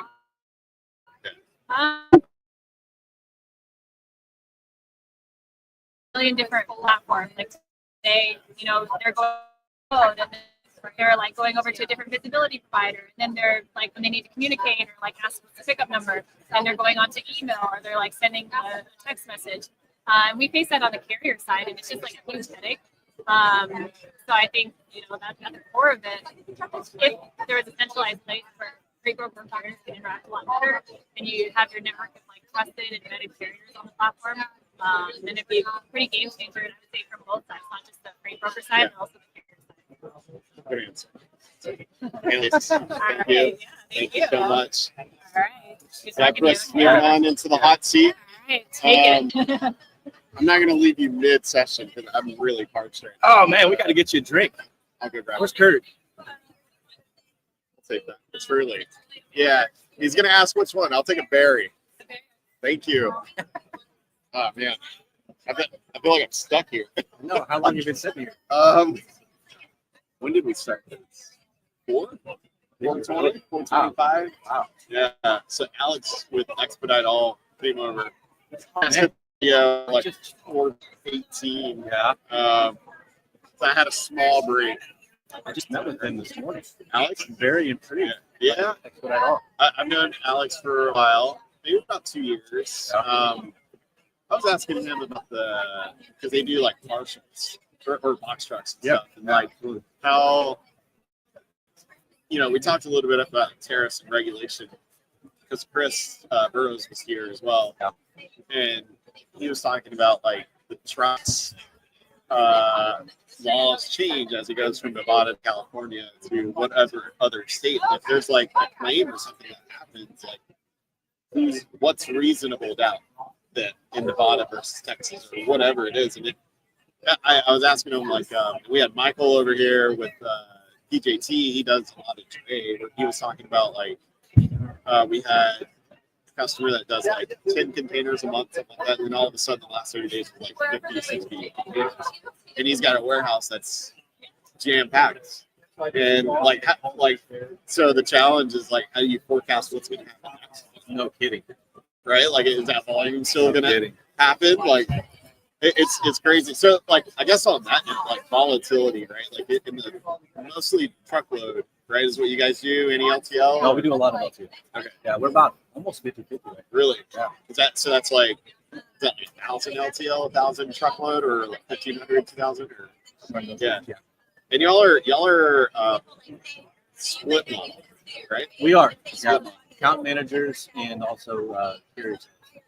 How do y'all see? Do y'all see an impact lately, like with the tariffs? Like, are your shippers like trying to put volume? Because it's pretty much at the drop of the next. Thank you so much, Annalise. Thank you. At the drop of the next word that Trump says, like at 8 o'clock tonight, Right.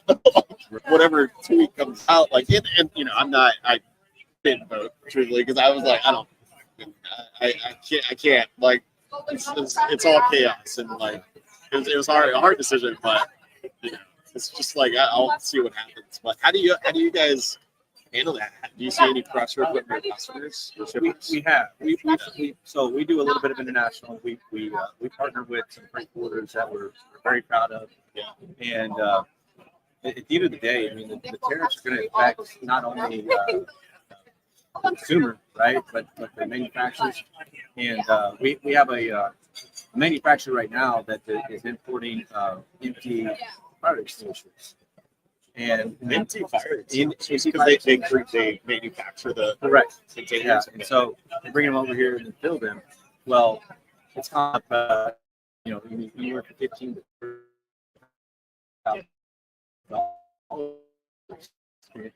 but again, it keeps getting pushed down to the consumer.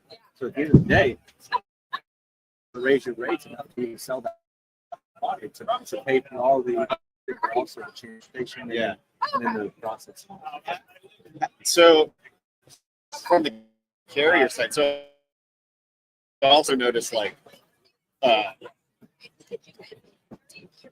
barrels of oil, oil drums, whatever, has gone below like $60, and usually when it goes down below $60, like it's chaotic. Like I would imagine that there's two ways, and I'm curious, like, so the commodity price goes up because it's going to be passed to the consumer, but that doesn't impact capacity. That's like the cost for if you were to pay somebody $2,000 if all of a sudden the commodities double, that should impact the line haul. Would it? What do you think? It depends on the supply and demand. It also depends on the regions, right? I mean, you could have a rate that's gone down in Atlanta going up to Kansas City, or you have a rate that's skyrocketing out of California because of the influx of ready goods. You know, right now you're going to start seeing a lot of fast pace to try to avoid any type of increases. So there was a time once where we did a tire project where we ended up buying a warehouse just for tires because we knew that there was going to be an influx of taxes and duties on rubber coming into the United States. So we had a client that put up like 250,000 square feet of tires. And so hands stack. Those right hands stack 10 high. That's pretty wild. It's like a $2,000 driver assist. Exactly. Yeah, exactly. That's a lot. So I guess I want to ask. Let's see. So, what do you have like the biggest challenge that you guys like at Sims? Then let's start there. What's the biggest challenge? Cargo chief aside, anything? Honestly, man, I just think customers right now are just kind of holding tight to their current processes of transportation needs. We're all creatures of habit at some point. With the tariffs, with the new administration coming into play, I think shippers and consumers right now are just holding tight to how they're spending their money. So if it isn't broke, we're not going to try to fix it, and we're not going to try to bring on. So trying to acquire new business has probably been stagnant, if you want to say. And then some accounts that are even lowering their shipping just because the sales isn't good, right? So you have a really stagnant market in terms of shipment history and what's going on in the marketplace. So I think that's the most difficult, but I think that's industry wide, right? I mean, we were very fortunate to have a really good 2024. A lot of people really had a bad 2024. So since global, we had a really good 2024, and then 2025 we just kind of seen this flat. Yeah, it's flat. So I think that right there. But the good things that are happening is obviously our tech stack, our carrier availability, the way that we're vetting carriers. We're smarter at how we're manage our carrier relationships, and so we're primed for that new business to come in. I mean, we've kind of changed the way that we operate our office from that split model to account managers to carrier sales. So we're really primed for that spike growth. But I think right now we're kind of waiting on the economy and see what that happens. You know, one thing I've said before is like if the customer came to you and said, and you're in a unique position, right? Because you use Carter TPU's chain. Like if a customer said, I have 100 loads a week starting next week, you can handle it. Absolutely. Right? And like that's not the same for a lot of people. Like they could probably lose that customer because they can't handle it. And like you can't, like there's business that, man, I've heard somebody told me they had this, like, this is like prior to Cargo Chief, like they had a regular lane. It was like 40 loads a month, short haul regional. I think they were paying, use a number, they were paying like $450 to the carrier, and like $550 to the customer, something like that, and that was like what it was. And then, but it was, you know, they're having to assign the carrier, call the carrier, do you have a truck for this? We got them coming up. Like it's a manual process that they sort of stayed stagnant with that margin. Right. Where like ultimately they got underbid by $7. They lost it. No way. Yeah.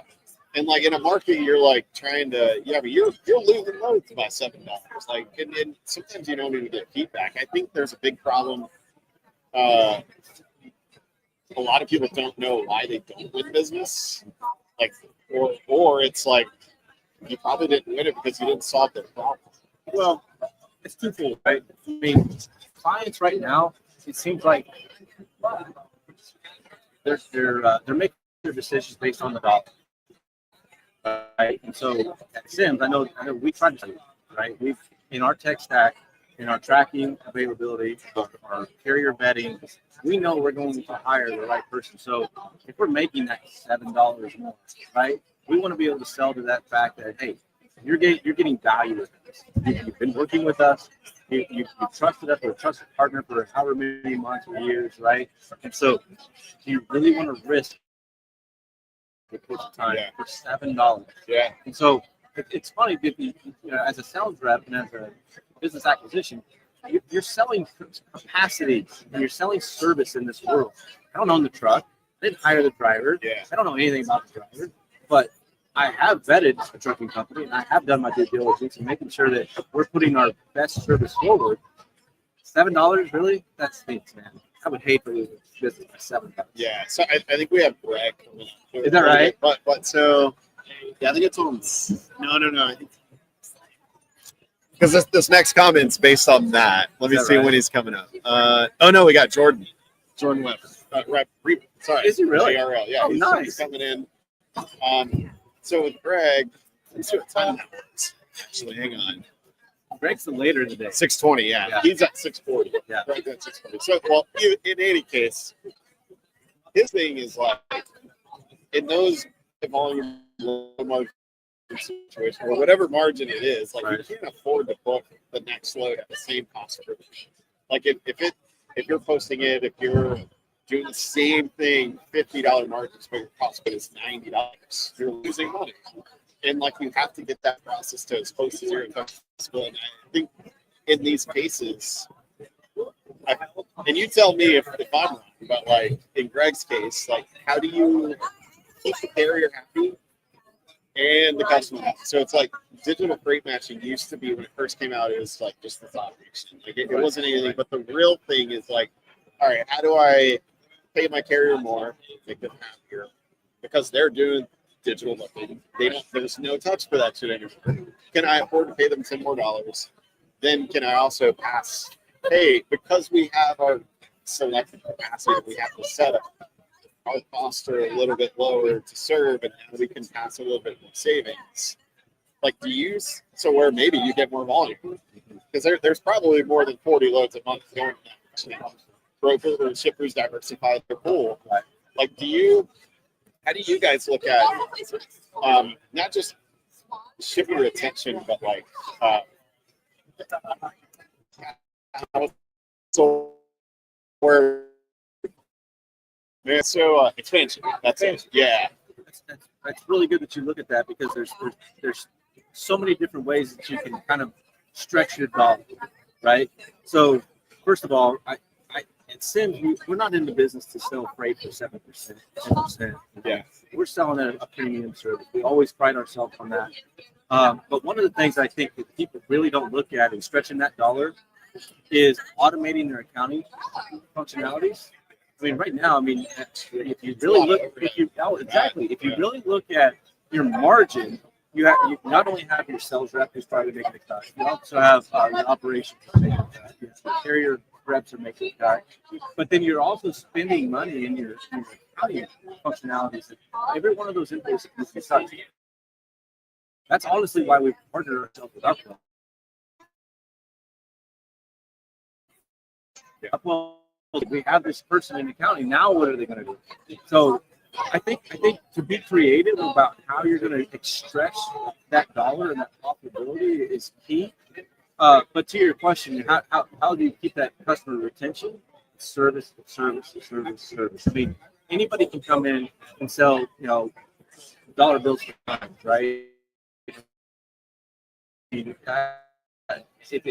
can be done, but the challenge I think is that servicing that customer, being very transparent, being very communicative. We have a philosophy that says we're 5 minutes to respond, 30 minutes to resolve, no matter what. And so, can AI take a piece of that and really manage that response time? Absolutely. But at the end of the day, we're not resolving problems. We're going to go somewhere else. But that's where the skill is. Yeah, it's got to be skill. It's not in the clicks. Yeah. Like that. That's where I think a lot of people get behind. Like they're just so used to doing clicking and right. Like just even for hey, we're live. You want to sit in? Your podcast is so easy to find. I mean, Yeah. Was it? Right by the bar, right? That's really what What's it's up, man? What's up, How you doing, Jordan? Hey, Jordan. Chris. All right. We're just wrapping up here, I think, right? Yeah. Got a couple more minutes here, but we're talking about customer retention and expansion, how you do it and how you look at it. So to conclude here, Chris talked about like the response times, automating some of that accounting stuff to have because the skill is in the problem resolution. It's not in the clicks. It's not in the the just clicking, assigning invoices or whatever, marking it checked as paid or dude, I was at Robinson. Did you spend time at Robinson? I can't remember. No. There was like a financially clear, like the load would turn green. Like that meant it was clear. And like as a rep, like I was like, fuck, that felt good. That meant money. Like I don't know why, but I looked at it as like they almost should have had like a little like going drop whenever it turned colors. Like I don't know. I feel like that's like we're talking about cost per load and like things like that. But I guess to wrap up here, what do you TIA? What is this like here? How long have you been going to the TIA show? Oh my gosh, man, this is my first. Really? 22 years in the business. Okay, yeah. So Really? true story, man. You're a virgin. Yeah, I am actually, absolutely. My wife's birthday is April 9th. So this is not a time that I could ever get away. So Yeah. she actually, I talked to her just yesterday. She said, "Yeah, this is the first time you've been away for my birthday." So yeah, it was a struggle to get down here. Yeah. But matter of fact, I was sponsored by Upwell to come out. Really? Yeah, All we're first adopter in Thai with Upwell, so we're really excited about this application. But I've been blown away, man. There's a lot of cool things here. Yeah. I'm excited to maybe get back here next year. We'll bring her along. Yeah. There you go. Dude, I just saw Charlie. He saw my jacket. I got the number for your code. Jacket. There you go. Yeah, they had I think it was Technovations. I believe it was here.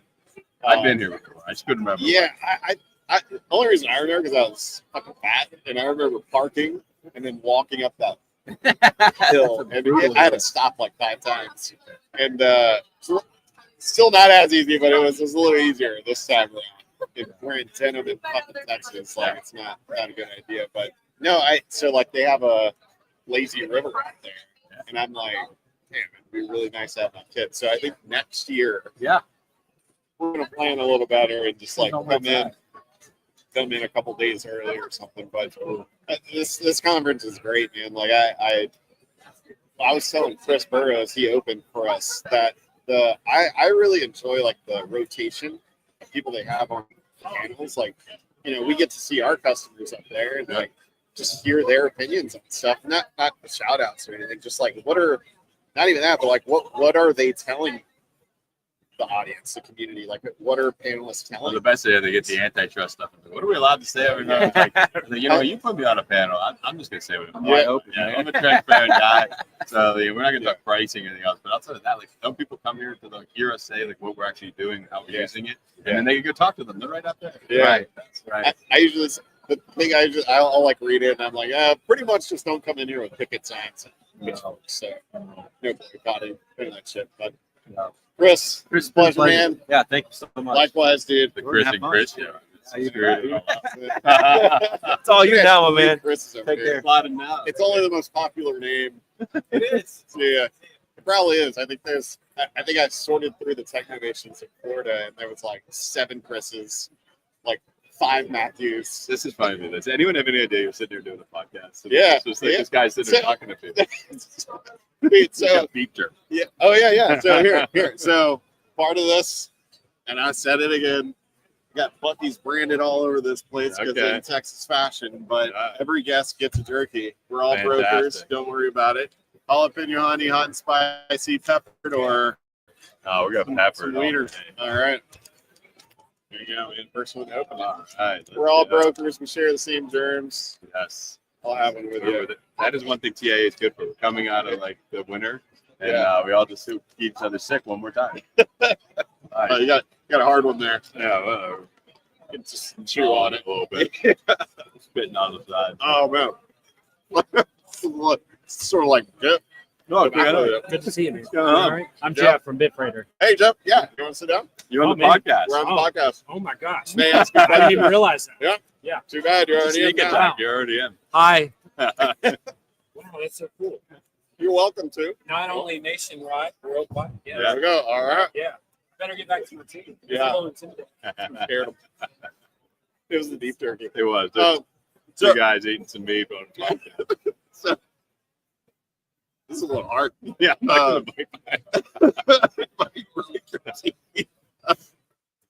So Buc-ee's Just hang on.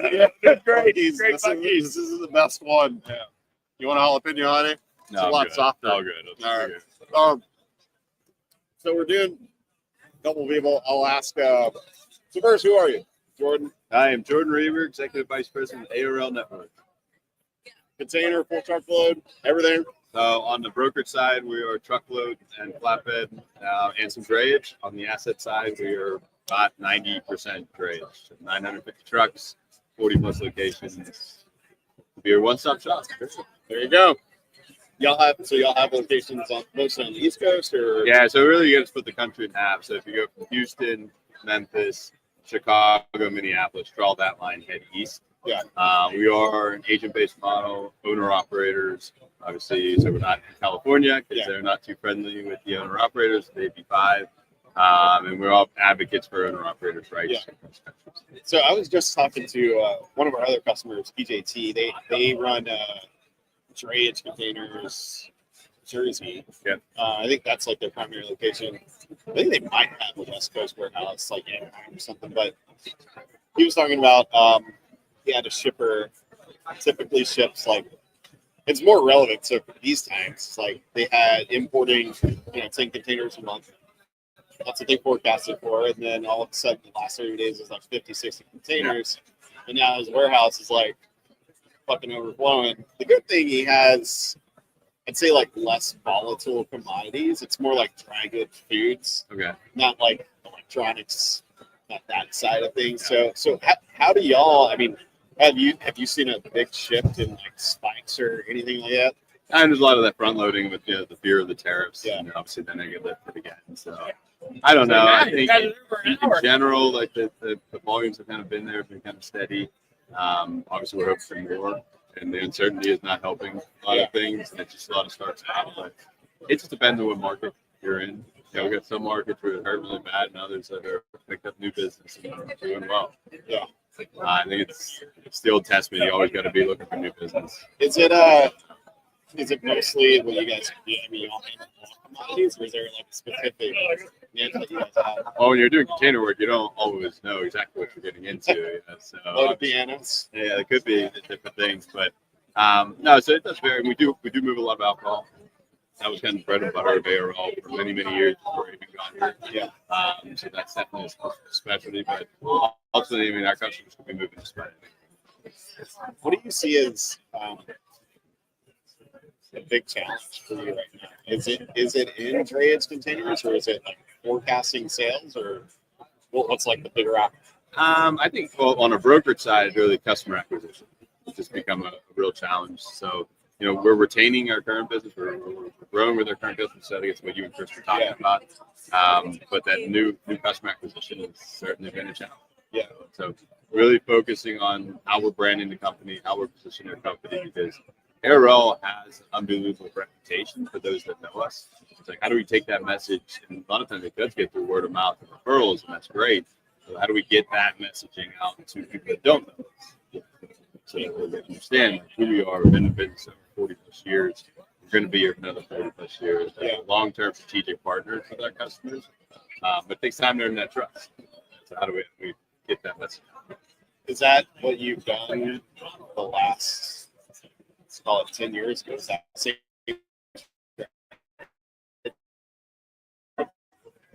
I've done 10 years ago. It's just different dynamics. A lot of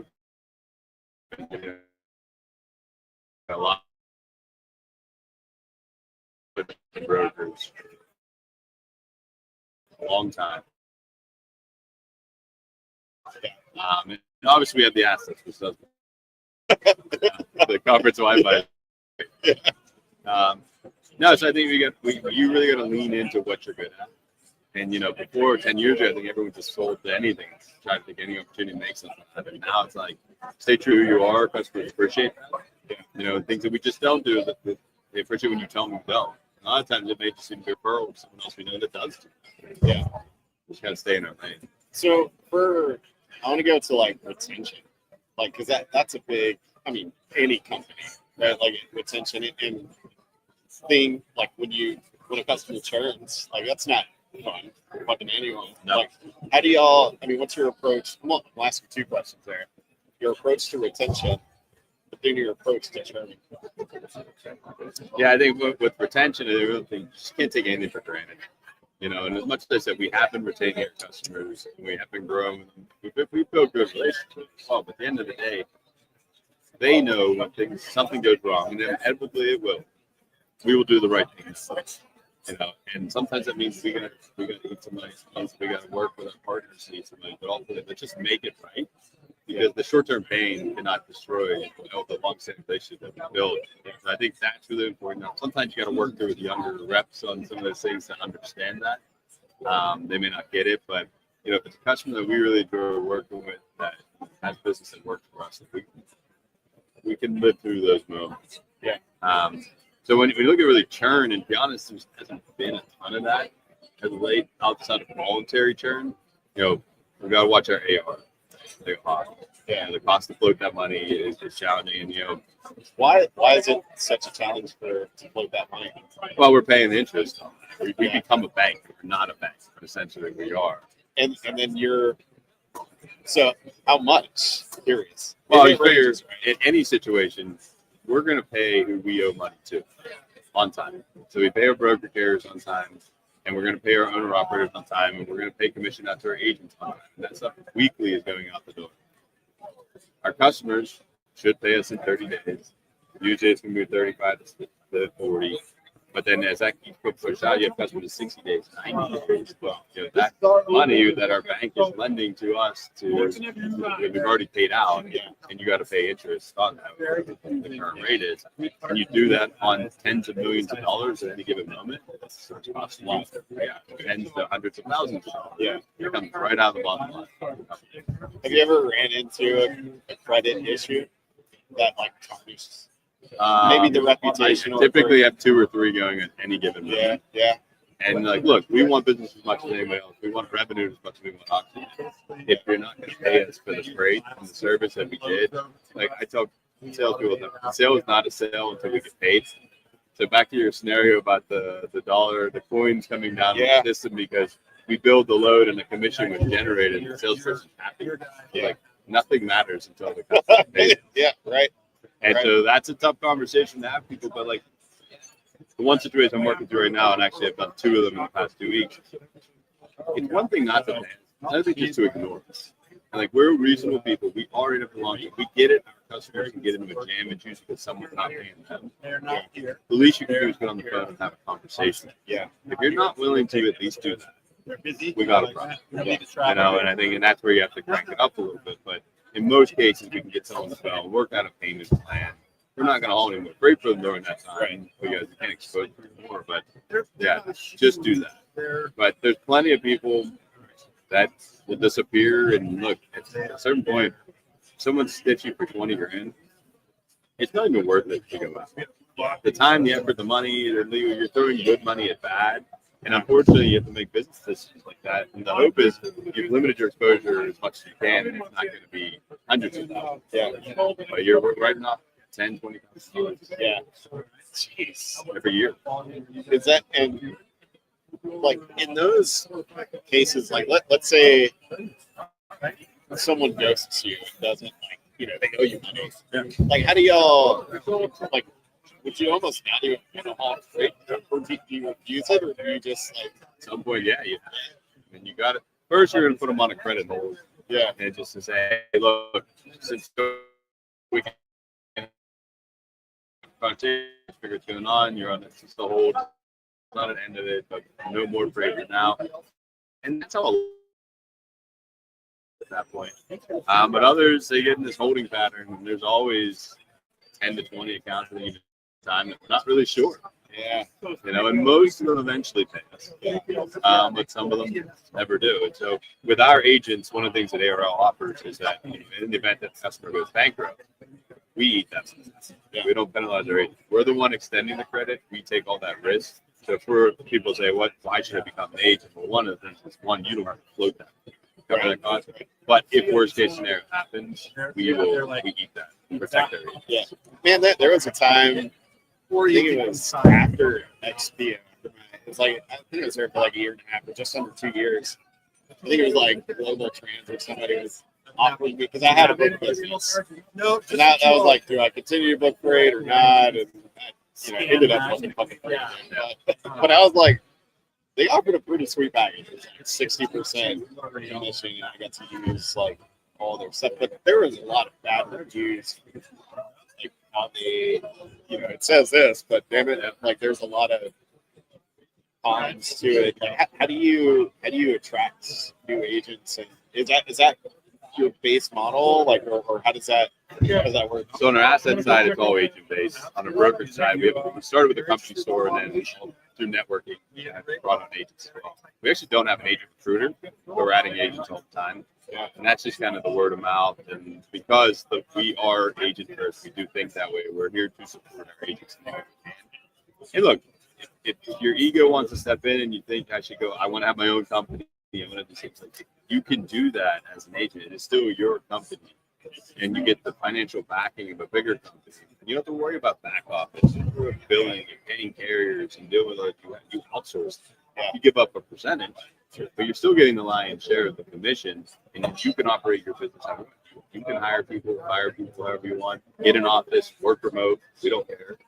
So it's really, you are an independent business entity underneath your umbrella, and you get the brand that's for credibility though with the customers and with the carriers. A lot of people want to go start their own brokerage, but they don't realize like the carriers will not give you credit. Factoring companies will not give you credit. Yeah. So like you can only prepay for as many loads for a certain period of time. Your cash flow is now shot unless you get a lot of back. Yeah.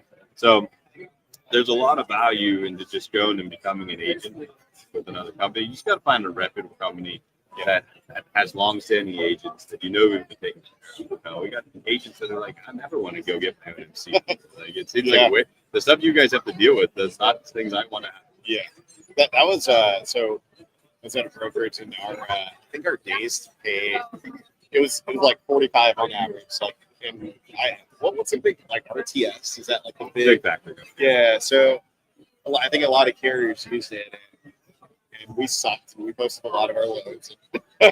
we just couldn't cover anything. But it had laps to like 46, and all of a sudden the credit tanks, and we couldn't fucking. Yeah, back and come and shut you off. All the Yeah. smoke, you lose all your smoke. Yeah, and it was one day, and it was like, and it wasn't even like all the carriers. It was just like a handful, and man, was it fucking difficult. Like we Oh, could God. not cover shit. You want to this character coming on the show? I'm gonna get the hell out of here. Like, hey, what time is it? Oh yeah, just about time. You want to come? Come on, Papa You want Squad. this chair? No, we're good enough. This now, one's huh? gonna tip over. Hey, Bucky's quality over here. It's not going Bucky's all anywhere, quality. buddy. Don't eat the black pepper ones. Yeah. That will break your teeth. Yeah, so every guest gets some jerky. This is my recommendation. Jalapeno honey, jalapeno honey. Yeah. Yeah, Well, it's we a got little the other awkward guy. once you're talking. You're trying to eat the meat. Got Maybe some- have it while you're got in the some on deck sausages. circle. What's that one? Tillman, oh no, Bavarian meats. Lil Oh, beef stick. Landjaeger, yeah. Do that. You want both? No. I'll do whatever The you beef do. steak will be soft, that's for sure. Right. This is a very Only odd here. show we signed up for. This one weird quick. How deep can we go without the soft beef stick? All right. Yeah, there we go. Give it right to Chris. Nice. You want Smells salty. You know you want one. Yeah. Yeah, boys. How does it smell? Cheers. Cheers. Oh, It's like a Duke's. It's It's like a Duke's. Someone told me, I think it's Kurt. He said you should do like what is this, like a hot ones? Like, have you seen the hot wings one? Yeah. That shit. A show I could never be on. It's fucking Never. funny, dude. Like, My 6-year-old son could do better than I'd have boo boo belly. I can. Oh, dude. I'd be like, you ever watch Pete Davidson on that? Oh. He was I like think so, yeah. pouring shit. That would be me, 100%. Yeah. Hallucinating. Yeah. I think I watched. Is anyone watching this? This is ridiculous. Oh, we don't see the viewers on this. You'll see it on LinkedIn. Should be fun. So, Boo Boo got Bubba got Bubble got. We were talking a real interesting topic, AR collection. Yeah. Oh, man. One everyone wants to Wow. talk I'm already asleep. about. I don't know about you, but I like getting paid. Yeah. Sure. I just don't know. We were talking about Have you ever showed up to a customer that owed you money? Yeah. With a baseball bat. I do record. Guys like got that like these deep, loud voices. Like you can make it really awkward in the customer place. Like I'm standing in the lobby and the guy who was not there. Like, oh, I'll just call him real quick. I got his voice going. I'm leaving the loudest voice. Yeah. So all these people are like, "What the hell?" And eventually, this guy comes up in the back, like, oh, like I'm here. Like, all right, let's sit down and talk.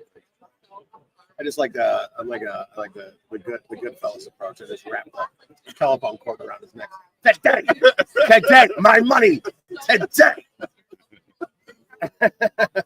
we had a claim once. I'm gonna ask you all this. So we had a claim once. It was like a load of hard drives. I didn't know any data was on these fucking hard drives. The guy They were turned, loaded. yeah, and like turned on a turnpike in Jersey, and like the trailer flipped and hard drives fucking everywhere. Like, I mean, we And didn't. they're but like what's on? Dude, so they were all like just computer hard drives, and I didn't know. And this is the thing, like, as a opening rep, fuck, if I knew that there was shit on there, Yeah, or it's even not used, so potentially I anything, wouldn't have like, taken a look. that, I mean, that, dude, all right, well, that price just fucking went up. I wouldn't have used Sandu Trucking or whoever. Right. Like, trying to make sure this guy's legit, but that, I mean, I think that claim, thank God I didn't fucking do that. I mean, I had 30 grand. Wow. It must not have been very It was probably his personal high. Yeah. a truckload. I just don't want anybody to see what's on. 30 grand. on the drain. I mean, come out of East Coast, who knows what the fuck is on there? But it so I remember just like Somebody's now with like chips. It's you're talking millions. Millions. yeah. So that was another thing. We used to ship shit out of Calexico. I think it's like south of San Diego or Yeah. something. Yep. Way down. Yeah. That's like right across. Yeah. Yeah, it's like right. It's like shares it, and somebody quoted that shit for. And, all right, so to your point, that load's worth like $2.5 million something, and they didn't quote it with high value, like extra fucking high value, and Right. because They don't want to But- tell you that. But yeah. you know what I mean? You treated it. so that's like the sales rep thing, like that information. So like in a split model, that shit never changes. Well, and that's where like a lot of these steps are now. Like there are so many inside jobs going on, like that just know like information's not being put out there, but then that's leaked to their buddy, and then that's the load that gets stolen. It's like I get involved in the customers all mad. Like you're by no way. And maybe our team has a little bit. But there's no way that someone on your side. Like you need an investigation right now. Yeah, who tipped this off? Because like it's shady warehouse guys. Yeah. Oh yeah. It's crazy. We had a load stolen in 2008 of organic almonds. And Is that to make your bag milk? of pistachios. Is that to make your milk? yeah, well, I was person stash. And you know, I ended up taking over the load. The guy's like, "Hey, I'm having trouble with this carrot." I can't get it." All right, I mean, this is before like 2008. Like, fraud wasn't really like rampant, right? You were still calling people up and faxing them fucking Raycons. You know what I mean? It was- yeah, right. So, so I ended up like putting. I'm like, this ain't something. Right. Then he's like, "Oh, I need an advance. I'm at this. My truck's broke down. I'm at this garage, and I need some money. I'm in Michigan now." They're like, "Michigan doesn't make any sense." So I ended up calling like every garage in Michigan. Right? Then I'm like, oh shit! Right? He already took an advance. The guy gave him an advance as soon as he picked up. You know, I remember those days. Oh, fuel advances. Yeah. Fuel advance on a Friday or a holiday, but right before a holiday. On the hardest load to cover. On the hardest, You're getting- I'll do it, but I need an advance. You know? Yeah. Oh yeah, I got a strong solo, but it's a team. Yeah. Shit. We ended up. So because of the advance, though, I ended up calling. There's actually a department in LA, and I don't know if it's still around, but it's called Cargo Cats, and that's their cargo theft. This is back then. Is it with a K? No. Cargo Cats with a K. No. That would have been fun. It would have been clever with a K. The guy helped me out, and I ended up getting the advance ticket where the driver was. Remember in Com Data, you could take a nip here, a nip here, a nip here. We ended up following this fucking idiot all the way up the coast of California. And then the cop actually went and met him at the place. They arrested the driver. Good. Right? I mean, the load was gone. We arrested the driver. This is a week after. A week and a half after. He ends up squealing on the operation. And the cop goes and busts like a $300 or $300 million ring operation out of this warehouse in the middle of nowhere where they found Nikes, computers, Louis Vuittons, and my fucking almonds, which are no longer organic. Right? And that driver that squealed is magically missing. Oh yeah. I mean, he went to jail for a day and they let him out. Like that, there's To get no. through squeal on that, he Yeah, probably he died. disappeared. Yeah. And then they ended up finding the guy. He was like going through the canyons in Hollywood, just with a laptop and his computer in his car. You know, It's been scammers been around for a while. long time. Say nothing new. They just got a lot of technology. I had a guy, it wasn't my load, thank God, but a counterpart worked over here, booking 900 loads a month. Like, you know, he probably didn't even fucking know what was going on. Somebody tried to trace calls him and can't find the guy. He was like in prison or something. I found out he had a load of watermelons. They're like stashed with cocaine. Yeah. Like, Maybe the guy did with a bunch of weed in there, people in there. People, yep. really? Oh, yeah. What the fuck? Like, I remember being a young broker, and the sad one was like, I called him, and the lady's like, well, he's not going to make delivery. I'm like, what do you mean? He got ran over last time, and Saturday he's dead. I'm like, God, I'm like, I'm so sorry. Unalive. You gotta say unalive. Oh, I was like, I don't. I hope my customers not gonna be mad about this. What's your favorite story of like just the most outlandish thing a driver did, or and I'm setting myself up for a punchline, or that the shipper did to a driver? Those always come down to just someone gets denied to go to the bathroom inside, so you know they're Oh. just going to do it outside. That's exactly. And then they're like a monkey throwing it around. Oh, yeah. And if you just hear the story, you're like, they are banned from Yes, the facility. yeah. Serious. We got a problem. What? He's throwing shit at the door. Right? You couldn't just let him Like use what? the bathroom. Right. Yeah. Or we could have let him use the bathroom. I don't know who's right here. I don't know who's wrong here. Yeah. That's so crazy. Yeah. So I was first job out of college. I was still in college for Robinson, and I had the same shit.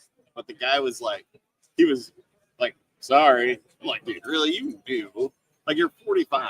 I'm fucking like 12 or what was that? 23? I don't know, some age. And like, I had to tell him to not. 23 and still in college. Yeah. I was a super fucking senior, bro. Like, I stayed there a little too long. I fucking had to pay out of state tuition because I was there too fucking long and whatever. I had to take classes 4 times. I was there so long I had to pay out of state. Yeah, bro. So we're a great bunch. This guy.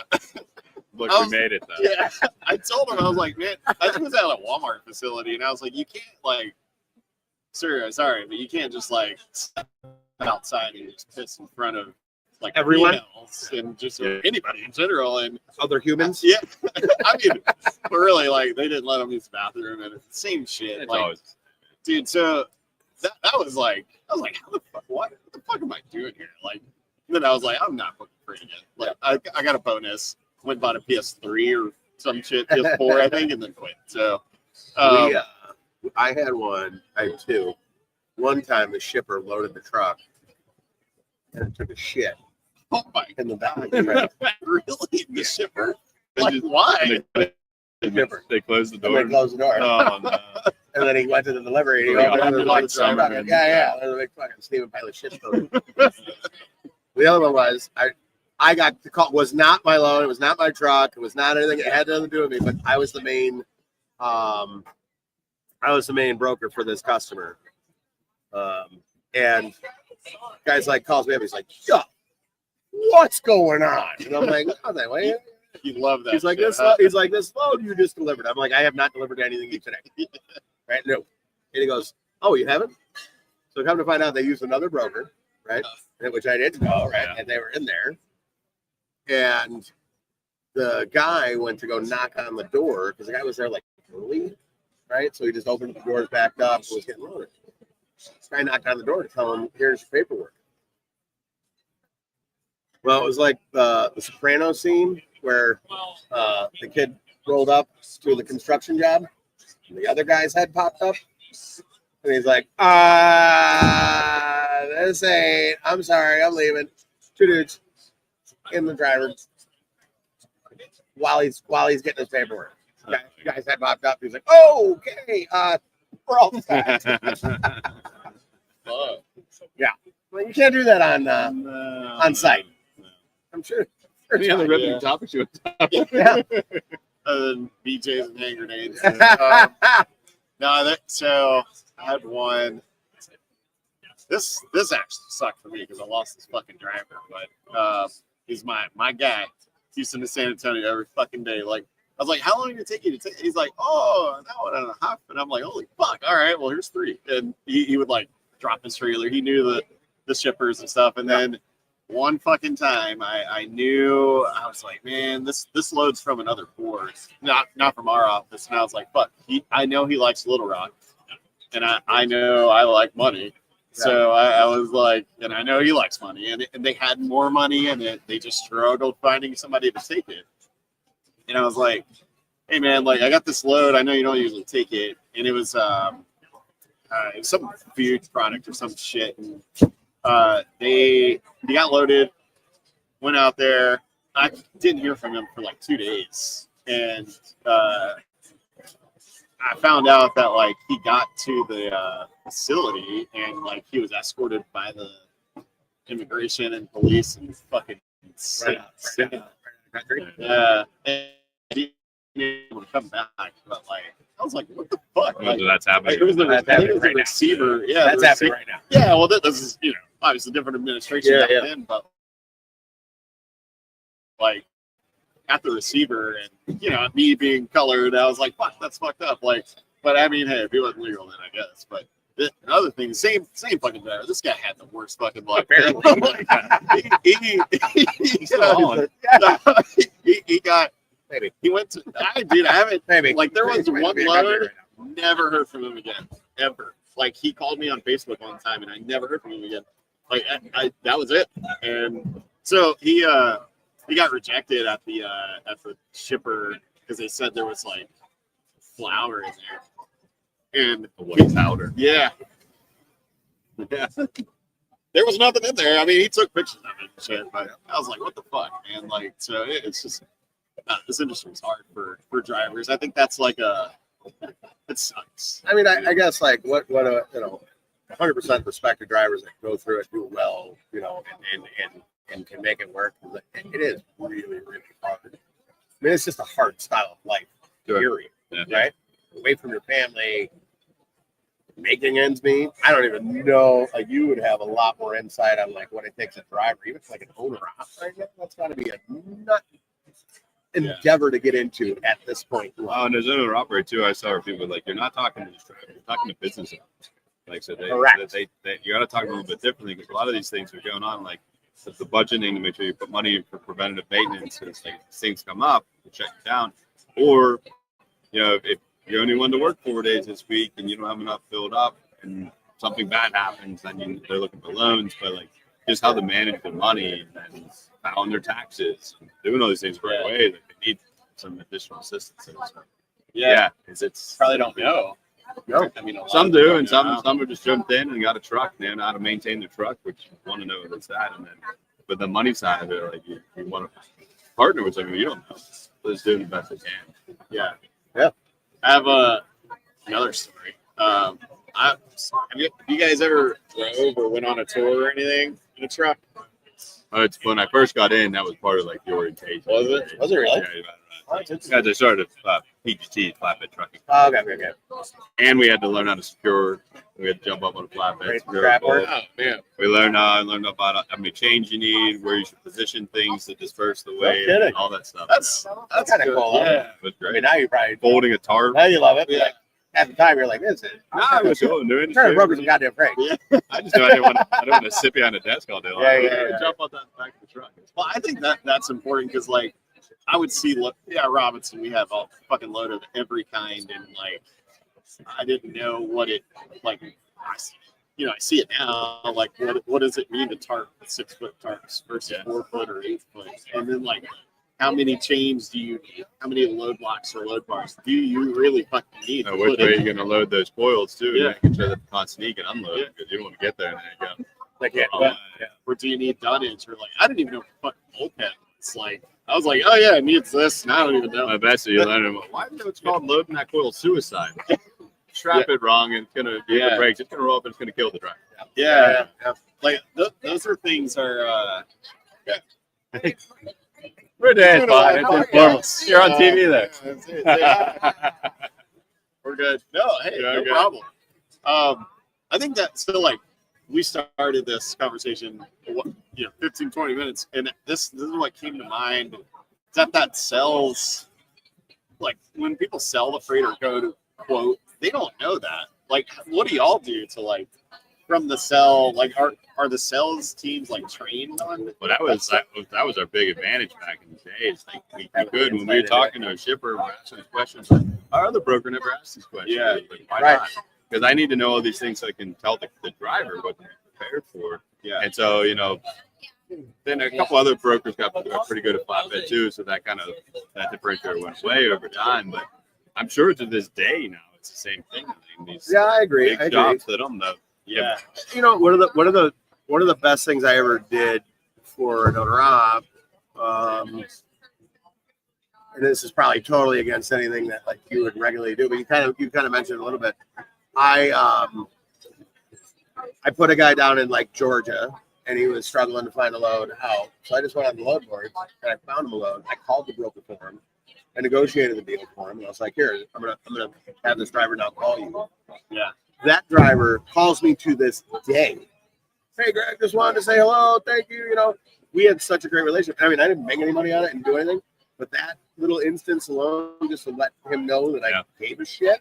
Yeah. Right. Like he is forever going to be a friend of mine, and anything you can do to make sure that he's doing a load for us, he's going to do. The most subtle thing you can get your guys to do is when a driver does a really good job and you're working with them, call that dispatcher and let them know. Let them know that driver was amazing, compliment them. Big fan of that. Because we call them bitch all the time, but there's no one taking the time to say, like, this person Thank did you. a They did a great fantastic job. job. And, like, they get the credit all the way through. See, that was something I talked about at, I think it was the Broker Carrier Summit 2 years ago, a year and a half ago, was this is what we all have now. And if I could go back in time and talk to my carriers, like when I was booking loads, I would just take a video of myself and say thank you, because they never see it. Yeah. It's always a call. Yeah, that's really no cool idea point. what you look That's actually a really good point. like. You know? I would just, even your whole team, like, hey, Hey, thanks. Thanks, bro. He didn't Just mention even have his shirt off, though. This is from It was like George Costanza on the couch. Yes. Thank you. Somebody asked me if I. What did they ask me? How'd you say that? He's making a nice point. That's all. We got free too, but no, I think like. I think that's a tremendous idea, and it takes 3 seconds. Yeah, you only have to really make one video, easier, right? And you can It's keep easier. sending it. It's easier. to your viewer. It's easier than like. You gotta click this button, type up a fucking email. You're probably already on your fucking phone shitting anyway. You are, Just be like, right? Maybe not doing it like yeah, right. I feel like I'm just sitting. Thinking of you. Sitting Mile. Give me this. No, I think even the same, like, you know, when we talk about, you know, like the automation thing, like this is the shit that what else? You miss out on that stuff. Well, I think that even if you add automation, then you got to add these extra things to personalize it. So it gives us a little extra time. So we should use it to make it more to do those things. Yeah. I asked a carrier, a couple carriers at the last BCS. What sort of carriers here? I wish it was a little bit more like I'm a broker, I'm a carrier. That way you know who to like kind of mingle with. I think like make sure that's why the Broker Carrier Summit exists, because there's no other place. That's right. That's right. But some of the ideas that we've shared is like, hey, we need to have more of like either a sticker or a label that says carrier tech, shipper, broker. So that way you know who you're working with. I'm a pack donor. Oh, There you go. God, that's like a whole nice. ribbon. Yeah. Tag, the whole deal. So, so the shippers too, like, or the carriers even, like So I was talking to a carrier at that last BCS, and I asked if anyone ever stops to tell you thank you, or did they ever ask you in the last 2 weeks what could I have done differently to help improve your experience? Nothing. They're like nobody. And that's always been my argument, especially with like automation. Like you should be having way better conversations. We're automating all this. And you should be calling that carrier that you book 4 or 5 times a week, and you got to make 20 calls to do. It should be 2 calls. Hey, how did everything go this week? Everything worked the way we wanted it to? Are you getting? Was there any problems? Would you like more loads like that? Feedback too that comes that maybe your customers aren't getting either. Just general feedback of things that are happening down at the docket. Yeah. You know, that's important. They want that. Yeah. Because it's never you're never gonna know unless you ask. 100%. And so this guy works with he was in a panel or how did I get grouped into your session? I've been sitting next to you for so long. Put it in on purpose. So long. It's been so long. You're just barely on the screen. I think I fill it up now. Yeah. I hear you. I don't know, 3 months and maybe not, man. Yeah. You're shedding the pounds. Everyone's losing weight. It's the big thing. Less stress, less freight. Let's not do that. Yeah. So back to that. I think so. I was asking this guy, and he works with TQL and all these other big brokers, and no one just stops to ask. And I'm like, damn. Like, what's weird is like, we can free up your time all we want, but if that isn't motivated enough, yeah. Like, I mean, what's going to motivate them? I don't know what what do you think? We'd love to think we're gonna free up their time. They're gonna do all these extra things. Yeah. But, you know, it's just freeing up their time. Yeah. Just freeing up their Yeah. time Yeah. It's freeing to up go scroll through shit, Make Yeah. it a less stressful job. send memes to their Which- butts. It already is way less stressful than it was 10, 15 years ago. Yeah. You know, things are a lot. Yeah, that's crazy, man. I was telling someone if I was booking freight today, I would just like if I got freight and I couldn't cover it and I had to post to a load board, I didn't do my job as sales. Like you need to go with tangible capacity, win it, and already have your carriers. When I started, we had one DAT vessel. And if you walked in, you were a complete fucking ass. Right? Walk of shame. CFA. Like, oh, you know, Jordan Reber, CFA. Here I come. But that was the truth, man. Like, Yeah. you dialed that out, you know what I mean? Like, but they were different. It was different. Like, my first year of covering freight, I just called to say, like, whether I had freight or not. Yeah. I had my book of guys that I identified that were coming in or out, going out of the area that I covered, and I just call them continually until we actually got into a conversation. And then when the conversation started happening, we actually started covering freight. And then when we started covering freight, we were able to point the sales team to go get more freight. Yeah. Yeah. Where these carriers actually were. So it was like by my fifth year, I wasn't really doing anything anymore. And I was like, No, you got freight coming in. You knew exactly the tender too. And yeah, and it was done. Yeah, just all moving stuff around. You guys have a And I didn't have to worry about tracking because these are guys I talked to Yeah, on a right. daily basis for the They last 5 text you. fucking years, They right? text you. Yeah, and I wasn't even take a texting back picture then. of We're it. talking fucking Oh, early. yeah. Oh, we did. We had the BlackBerry with the little. Yeah. Pager. My phone, I think, like went up. Oh yeah. You know what I mean? Like I had like a little went up a little bit. I don't remember what it was. All right, I think they're kicking us out here. Ah. Probably the show's over. Yeah. Show's All right, over. guys. Thanks for joining. Drink. That's gonna be our picture up a still frame. Screenshot it. All Thanks, right. Jordan. Yes. It's good, man. Greg, I'll have to have you back on. Wow. Jordan, if you got time tomorrow, Papa Scott. We got a full lineup. So Do it again. it's, Oh, I believe so you don't want this?